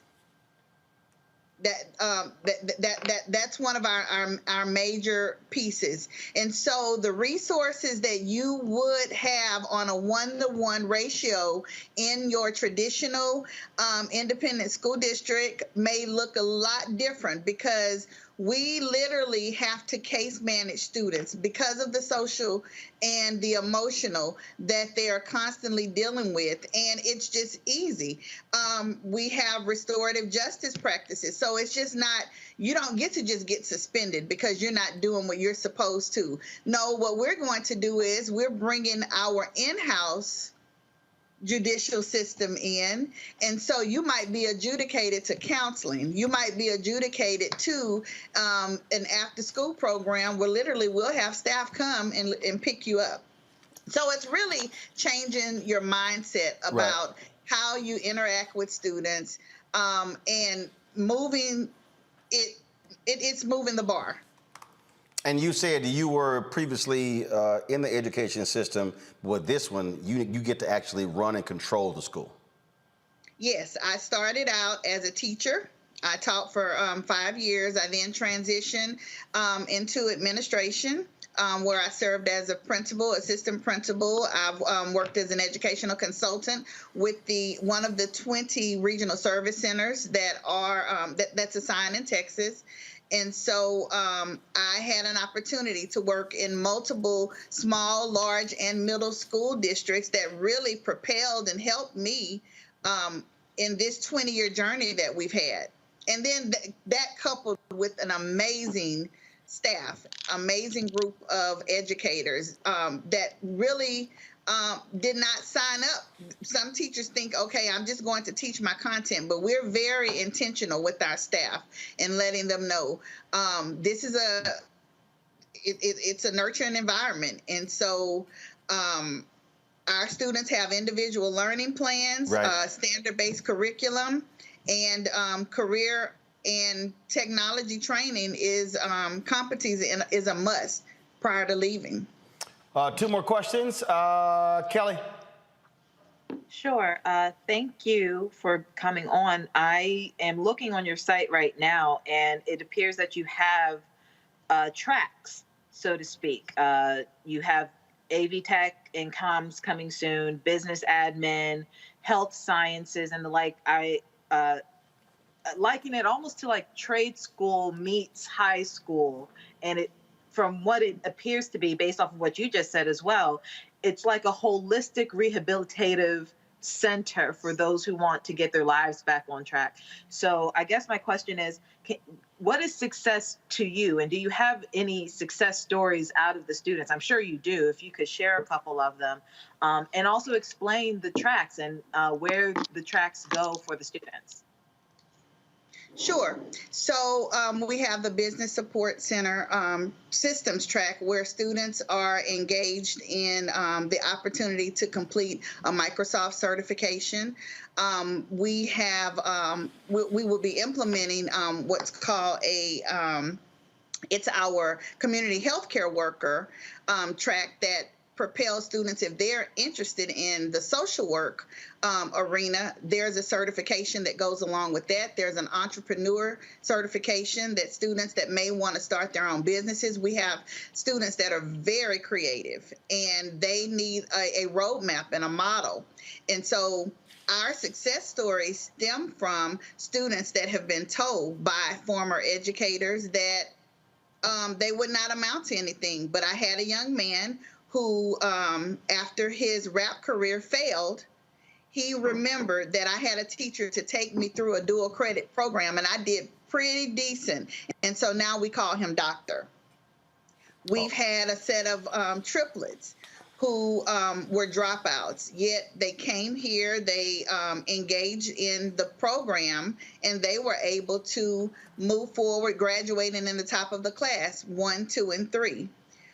We've had students that are in the education field, the healthcare field. I go through the airport traveling to and from the different campuses, and it's not probably a time that I'm not in the airport that I'm running into students that are former Evolution Academy students.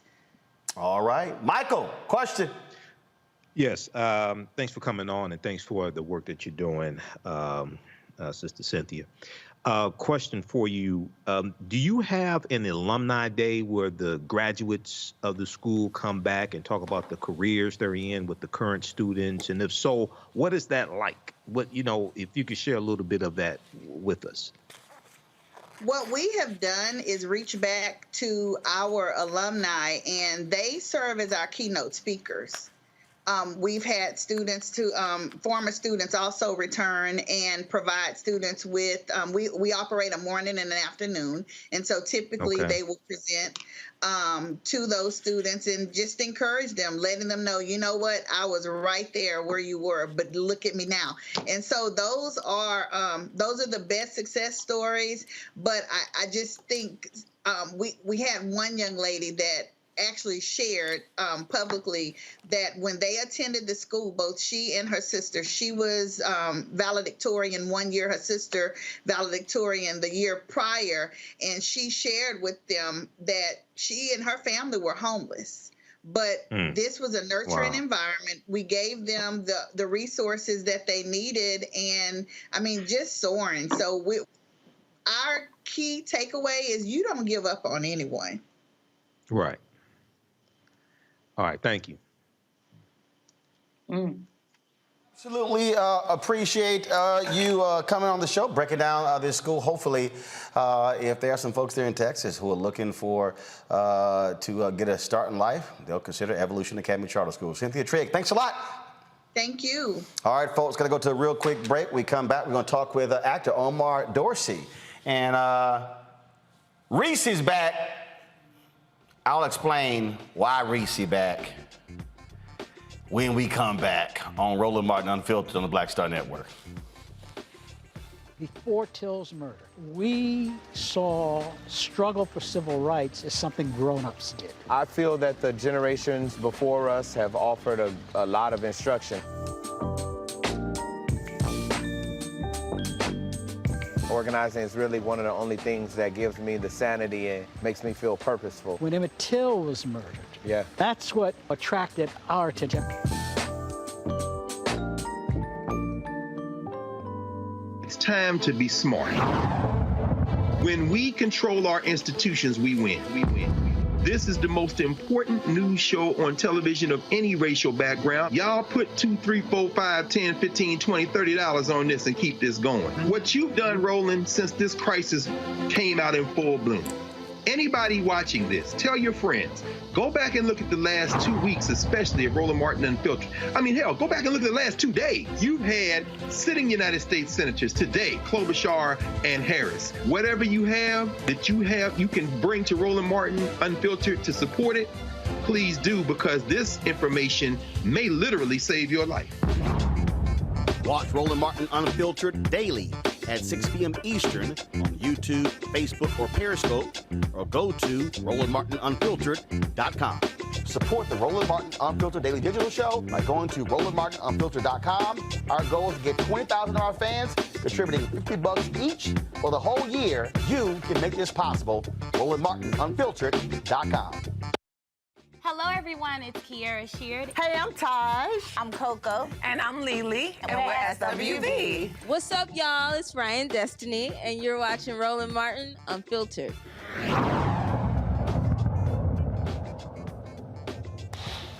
All right, folks, my next guest. You've seen him on Queen Sugar. You've seen him playing the Harriet.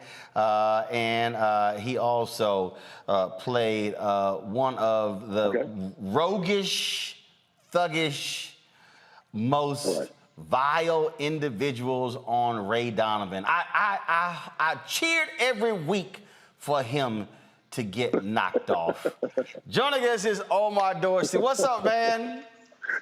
What's going on, Roland? How you doing, man? All right, so let me explain to y'all how Omar and I first got hooked up. So I was watching Ray Donovan, and I could not stand his character.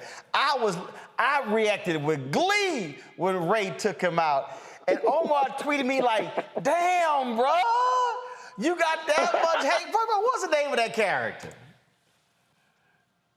Cookie Brown. Huh? Cookie Brown. Cookie Brown. Y'all, I was killing Omar every week. He was like, damn, bro. Yo, we've been friends ever since then, too. Yeah, absolutely. So thank God you have redeemed yourself playing a stand-up, strong, compassionate, real brother on Queen Sugar. Thank God, man. Thank God. See, it's a redemption story for me. So, first, talk about this here because your character, Hollywood, is a different role from what we normally see black men on shows. You know, one of the things that I greatly appreciated, not just with your role, not just with the other brothers, when Dondre Whitfield was on his character, you saw multi-dimensional black men and you did not see caricatures. Correct. You know, that's what it's supposed to be, though. It's supposed to be real life. That's what the artist's job is to do is to reflect. I think a good job of that. It doesn't always have to be hyper reality. Look, I like playing the bad guy. I like playing an over the top dude. But the reason that Hollywood is the most satisfying role I've ever played is because, you know, I'm really playing a real person, the person who I see every day, the person who I am, the person who my dad was, who is, the person who my brother was. You know, and for me to be able to bring that character to life, it's been the most important thing of my career. And when we talk about that character, it's also a grown role. Yes. And so folks get to see grown Black people in love and actually show love and affection on the air. That also is vital. It's extremely important, man. I mean, because look, that's who we are. You know, I'm a dude in my 40s. You know, and you know, we are. I got my partners in their 30s and their 50s and even 20s. But we have to show exactly what we look like. You know, I'm a Southern dude. These are the guys who I grew up with. These are the people who I, you know, who I hang around every day. And like I said, it's just our responsibility to show that. Our responsibility to show what real people look like and just how it looks. It doesn't always have to be, you know, super over the top, man. And I love it. And the love that Hollywood and Vi have is one of the most beautiful love stories in television history. You know, you don't even think about the age difference anymore. I guess it was shocking the first couple of episodes, but after that, you know, this is just your uncle and your aunt. Indeed. And I told y'all why Reese was back. We were supposed to have Omar on yesterday, had some technical issues, came back. Reese is like, I got to ask a question. I got to ask Omar a question. I was like, all right, calm down. And so I didn't even know. So Reese, what, you do these Queen Sugar weekly recaps? Is that the deal? Yes, I do. I recap Queen Sugar with a panel of two of my girls, my sister and my friend, every Tuesday, right after the Eastern airing of Queen Sugar. It's a great discussion. We break it all down. We are all Team Hollywood. So, Omar, I'm very happy to be here on this panel tonight. So can I ask a question? Thank you, Reese. Yeah, ask a question. Of course you can. Okay. So first of all, I have to say one of my favorite parts about your character, Hollywood, is that you are the patriarch of the Bordelon family, even though you're married into the family, even though you don't have children yourself on the show. You're an uncle, but I think it's so important that they show you in that patriarchal role. So that's one point I want to make. But the other point I want to make is early on in Queen Sugar, it was famous for having all women directors. But this season, we're seeing an increased emphasis on Black men and their mental health with the opening of The Real Spot. I'm curious if there has been a bigger role that Black men have played behind the camera this season with that increased emphasis on Black men, or are you as an actor and your fellow actors, Kofi, stepping up in that way to really make sure that your authentic Black male voices are being heard in the portrayals of your character? You know, the growth of Hollywood as a character has been tremendous, right? You know, comes in, he's the boyfriend of the matriarch of the family. You know, he's a guy who's almost on the outside, but, you know, he can drop a word in here and there as a wise sage. Throughout the seasons, you know, especially after, you know, the passing of the patriarch of Glenn Turman's character, you know, somebody had to step into that role. And I was so glad that they started letting Hollywood be that one. We have an amazing showrunner named Anthony Sparks, really cool brother, strong brother. You know, he and I had a lot of conversations, and I said, we have to start, you know, I would love to get more into Hollywood's life and not just him being the person who is the husband of Vi. And so for this season, especially after last season, the passing of his mother, and then this season, open up The Real Spot, it is opening up that character a little bit more. And it's been, and I think that especially with all the mental health things that we're dealing with, you know, on this season, and then the things that Hollywood particularly is dealing with, you know, his mother passed last season, that don't go away. You know what I'm saying? Right. He still has things to deal with. He's still like, this is only 3 or 4 months later after, you know, last season ended. So he's still fight dealing with that. And, there'll be other things this season that you'll see that, Hollywood even gets into a little bit of more of a paternal bag. So I really do love all of the writing that they do for Hollywood. And I love all the writing, even that they do for Micah, played by Nick Ash. And, of course, Kofi, who plays Ralph Angel. Those characters are very three-dimensional, and we're seeing more and more of the men come to the forefront, and of Davis West, played by Tim and Cal Durant. All right. I got a brother next, Michael. Michael, your question for Omar Dorsey. Hey, Omar. Hey, thanks for coming on today. Question for you. For people who do not watch the show, especially for African Americans, for people who do not watch the show, give us some reasons why they should watch. What y'all doing? Roland. I don't watch a lot of scripted TV. Man, what the hell is wrong with you? What you doing?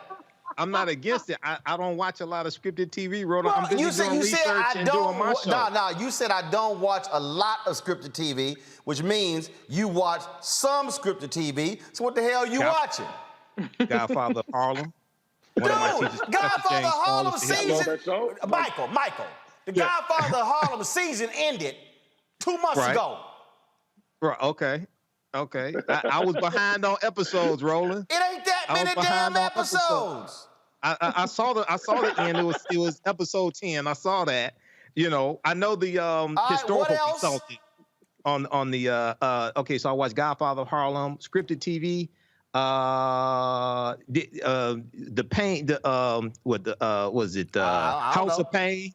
House of Pain. Your ass watch House of Pain, but you don't watch Queen. Man, ask your damn question. Ask your damn question. So explain to some people who don't watch why they should tune in each week to this show, and what do you want them to take away from this show? What do you want them to learn that they don't already? Well, first and foremost, I got to give a shout out to my man Marquand, who created Godfather of Harlem. I'll probably call him a little later on. I'm in Harlem right now, and that's my brother, but he's made a tremendous show. Tremendous. Nigel Thatch, Forrest Whitaker, everybody, Giancarlo Esposito, the whole cast. And Professor James Small, who's the historical consultant. Yes. Yeah. He's one of my teachers. Exactly. So I'm not mad at that at all. But what I will say is this. If you, Queen Sugar, man, it's just, it's a show about family. And it's a show about all the ups and downs, the anything that goes on in a family. It's not super high drama, but it's humor or whatever. It's just it's what we life. It's Southern. We're all from the South, unless you the islands are from Africa. You know what I'm saying. But if you're people from the South, so you will feel it. You will feel exactly what it is, and it just feels like home. It's about a family who owns a sugar plant to them, and it's them trying to grow that business and trying to do all these things within this beautiful community of St. Joe's, Louisiana, and and through all of that, you still have all your family's ups and downs. And 6 seasons in, so even the people who the kids who are on the show now, they're in college. I was dating the matriarch of the family. It's just family, and they've gone through over the last 6 years. All right, let's see here. Yeah, and it's 6 seasons in, so your ass got time to catch the hell up, Michael. Okay. Michael, I'm gonna need you to go and do a self marathon. Right, binge. I'm gonna need you to do a marathon. Just get you, binge. Since Godfather of Harlem has ended its season 2 run 2 months ago. Okay. Hell, I was behind on episodes, I think they ended it 3 months ago. It's only about 10 a year. Yeah. You can knock that out in a weekend. Exactly. All right. Next question, Julian. Omar, I love Queen Sugar so much. It's such an important show. So the thing, the drama, all of it, and I love Hollywood. I want me a Hollywood. Shit. Now hold on, Julian. Hold up, Juliana. You already had, come on now, you already had Method Man talking about that red bone on the show. Now you trying to go from Method Man to Omar? Give me a break, Roland. Anyway, Omar, my question. Let me go to my question. Roland is messing with me again. The thing about the show that is so important, I mean, there's a lot of drama, not high drama, but medium drama, like with the police or Mika, right. Stuff like that. Oh, yeah. But what is the most moving is the subtle stuff. Like at the end of the last season, when you and Ralph Angel were having a conversation about your mom. And, you know, that was just like, so what else are we missing? I mean, I watch everything twice. I watch them twice just because I love it so much. And there's nothing like it. I ain't like Michael. I don't, you know, I look forward to Queen Sugar. I watch it. And, but what are we missing? What in terms of the subtlety? What should we look at when we look at an episode the second time around? You know, I'll tell you this. This one thing that I will say is, notice the relationships between the brothers, between Prosper and Hollywood and Ralph Angel and Micah and little Ethan. Notice those gems because there are things that Prosper tells to Hollywood because Prosper has 40 years on Hollywood, or you know, and there are little drops of things that Hollywood might say to Ralph Angel that you might say a little bit differently than they would say to Micah or to Blue, because you know. Ralph Angel's a little older. He doesn't want to treat him like a kid. The man has a son. But notice those subtle relationships between them. And that's how men talk to each other. Yep. You know, it's funny. I was talking to somebody today, and they were like, Omar, you know everybody from Sam Jackson to the youngest actors. And I said, because I'm right smack dab in the middle. You know, I'm in the middle. Sam Jackson was my OG. You know, Wendell Pierce is my OG. But I am like, you know, Kofi and Lakeith and all of these other younger guys, you know, I'm there. So with the things that Sam or even Denzel have dropped, jewels they dropped on me, those are the same jewels that I can drop on the people who are in their 20s. And Queen Sugar does a really good job at that. If you get a chance to notice the conversations between the men, especially this season with the real spot going on. Yep, I agree. Kelly! I can't express how excited I am to say hello. So hello, huge fan of Queen Sugar. But that aside, because I actually am really more interested as to you as a person on set, considering all of the, even though it's scripted, but it is still trauma that you have to portray between the shootings, between the deaths that have been on the show, the racial tensions that have been on the show, and considering that Ava DuVernay is the creator and executive producer on the show, and she has been known for bringing on therapists on set, my question to you is, one, is that something that happens on the set of Queen Sugar as well? And two, how has your mental health been taken care of on set, given the heavy drama and trauma that you have to portray on screen? We more so did it on When They See Us. When I worked with Ava on that, we did have therapists on set. That was extremely heavy. That's a heavy subject. You know, as needed, you know, if anybody needs anything on Queen Sugar, you know, mental health wise or whatever, our producers have no problem getting that done. You know, there have been deaths in our families. Tina, I don't want to talk out of turn, but I will. Tina Lifford lost a sister while we were shooting. I lost a brother while we were shooting. Nick Ash, you know, even in the midst of us doing last season while we were in quarantine, you know, shooting while we were in quarantine, man, Nick Ash lost his mother in the midst of that. So whenever anything is needed, you know, I mean, it's one thing about our show and about our cast and about our crew, we're a family. You know, we're extremely family. So whatever is needed, whether it's me or whether it's the producers, you know, Cheryl Miller, Paul Garnes, or whoever might be producing, you know, they'll make sure that we're all taken care of. And I'll do the same thing for my cast because it's my cast, and you know, these are my brothers and my sisters. All right, then. Reese, all right, you get a second question, Reese. Yay. Okay.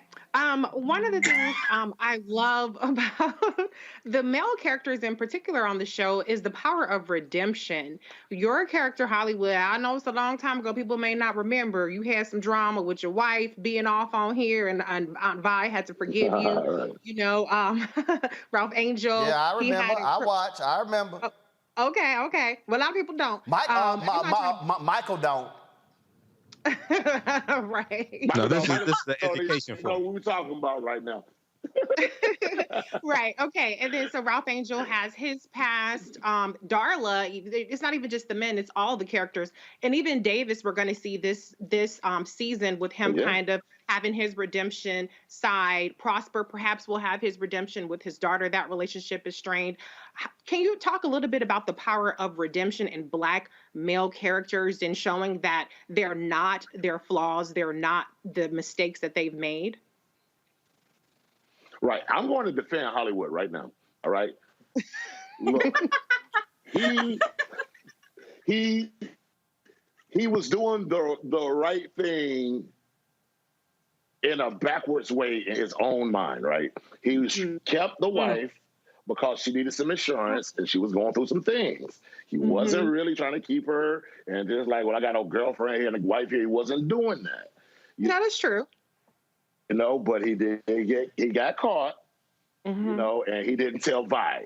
And that is not cool. But yeah, it's always beautiful to have redemption, you know. And I think the biggest redemption story out of everybody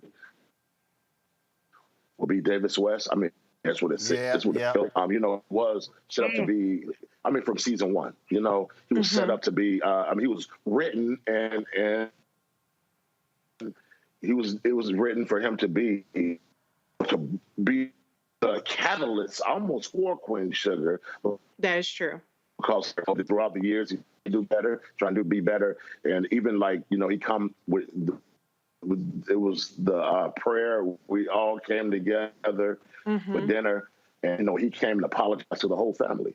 You know, that's real man stuff. You know, when you've learned, you're like, look, I am not my worst judge. I'm not my worst merchandise. You know, I can continue to grow, and it's really beautiful to see that. And like you said, with Prosper, even with that relationship that he has with his daughter, you're going to see that growth. Happy that, you know, that we're bringing that in, because that's going to be a very beautiful relationship when you see it. But he has work to do in order for that to grow. Indeed. My last question is going to be this here, and that was some examples there, you know, folks dating other folks, but I'll say it also was phenomenal that what you see every week, if Michael actually watched it, what you will see, what you see every week, you see Black on Black love. You see Black people loving each other, being intimate with each other, having issues with each other, working out their issues with each other. This past week, when Vi wasn't letting you know about this other sister she was helping out, what was going on. I mean, that's real, but we cannot underestimate the power of seeing Black on Black love every week. I agree with that 100%. You know, it's funny that you say Vi is hiding something. It's the same thing with Hollywood season one. You know, he was high, but it was for the greater good. You know, and that's going to be a very great storyline as it plays out through the season too. But yeah, it's just beautiful to see Black people loving each other and trying to kill each other. You know, it's just being just regular. And accepting each other's flaws and telling each other about their flaws. But, like, you know, we're going to accept that. We're not going to accept that you continue to make them. But, you know, we will continue to grow forward and keep moving on because we're a family. Absolutely. Omar, next time you come on, don't bring the Teddy Riley Wi-Fi.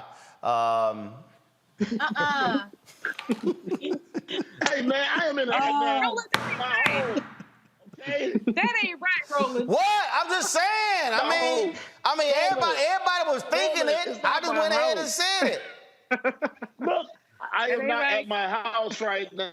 Now, I had to come back to New York to go finish working with you, man. hey, I'm just saying. Well, Is first it really of all, that bad? Roland, don't cuss me out. I know you're going to go off on me. It was. You going to snap on me on you going to text me. It was all right, but you're going to get a text. I'm just saying, you know that. You know that, right? I know I am. I already know. You know that, right? You know that, right? And just so y'all know, I saw Omar Saturday at the Collective Pack party. And I said, yo, I'll be right back. Then he like, all right, man, I'm going to see you late at the club. I ain't see him. Then I text him, like, what the hell happened? He's like, dude, I just crashed. See, that's what happened when you party. First of all, y'all don't understand. That's actually, I see Omar more on the road. It's always at a party. You know it's always at a party we see each other. Always. And you know what? I can't party with you, Roland. I can't, man. I try to, and that's like I always have to tap out. Well, remember, you got to tap out because you be drinking. I can go all night because I just drink water. Yeah, this is true. I know. This is true. Omar, man, always good to see you, my brother. You stay well. Keep doing a great job and keep representing real brothers on Queen Sugar. I appreciate it. Next time I come, I'm gonna have my own internet, okay? Yeah. No. Next time we do it, we're gonna be in person, 101, sit down, longer interview. We'll be in the studio. Yeah, in the studio or when I'm in LA or New York, we're gonna do it. All right, brother. I appreciate it, man. All right, bro. All right, appreciate it. Reese, thanks a lot. Michael, Kelly, Julian, thanks a bunch as well. Folks, great week. I want to do this here, and again, let me tell you how amazing y'all have been. We launched this show September 4th, 2021. We had 157,000 YouTube subscribers. We didn't really, I really wasn't even paying much attention to it. Boom!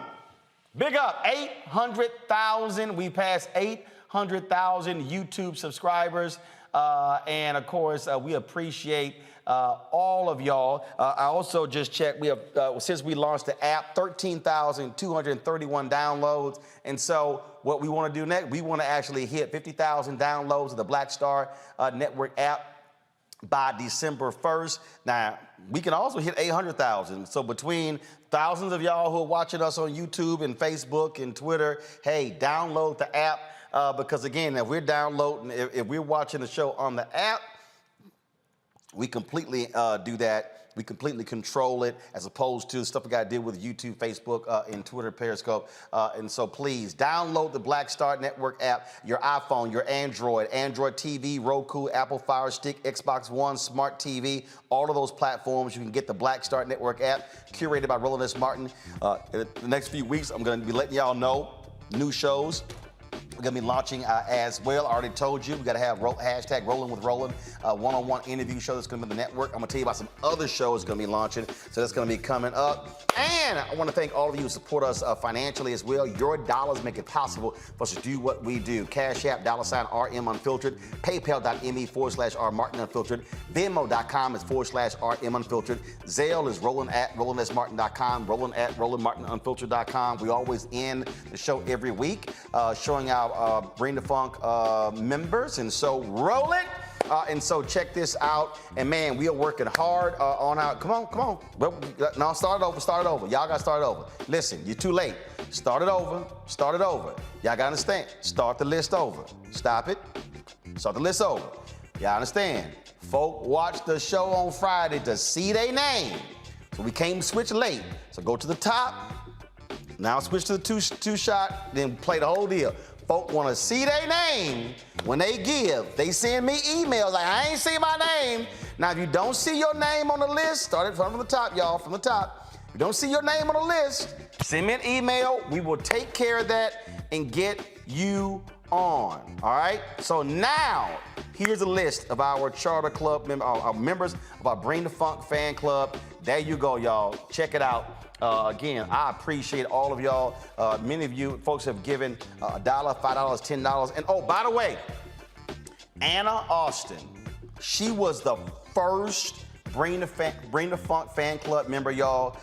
This sister sent me a letter in August of 2018 saying how important this show was. She saw me on TV One. She said, look, we need your voice. She sent a $500 check. She was the first member of the fan club, a $500 check. She was 92 years old. And I put it out on social media. Like, yo, I was like, do y'all know who this woman is? And I was like, I said, I had no way of reaching her. Somebody hit me up with her phone number. So I talked to her and her daughter the other day. She's now 94 years old. She's like, look, my daughter got to show me the app. She said, I ain't on Facebook. I ain't getting on Facebook. I was like, Anna, ain't no problem. It's all good. So I had a great conversation with her. She is a huge fan of the show. And that's what I'm talking about, y'all. That's the kind of support that we have right here on the show. There was a brother named Ivan Thornton. He's a fraternity brother. She actually blessed him. So Ivan called me, gave me her number. We finally connected and talked, had a fantastic conversation. So shout out to Anna Austin and her daughter, Diane. I thank you again. She was the first member of the Bring the Funk fan club, and she sent a $500 check. But y'all, every dollar matters, whether it's $500, $5,000, $25, $10, $5, $1, doesn't matter. I've had folk, y'all, walk up to me and put money in my hand when we've been at events. They said, this is for the show. We were in Tulsa. Dude gave me a $300 check. Another brother put $100 in my hand. We were in Chicago. We're doing the show. This brother was riding by, y'all, straight up. I'm not lying. He was riding by. Was he in the car here or was he on his bike? I think he was, actually maybe have been two. One dude was on his bike, heard where we were, walked over, put the cash in my hand. He said, I don't even need you to shout my name out. He said, but I had to make sure I support this Black News show. So y'all, that's the kind of fans that we have. That's why we got 800,000 subscribers. That's why we have more than 20,000 people who give into the show. And so we appreciate all that y'all do. Thanks a bunch. I'll see y'all guys on Monday. How?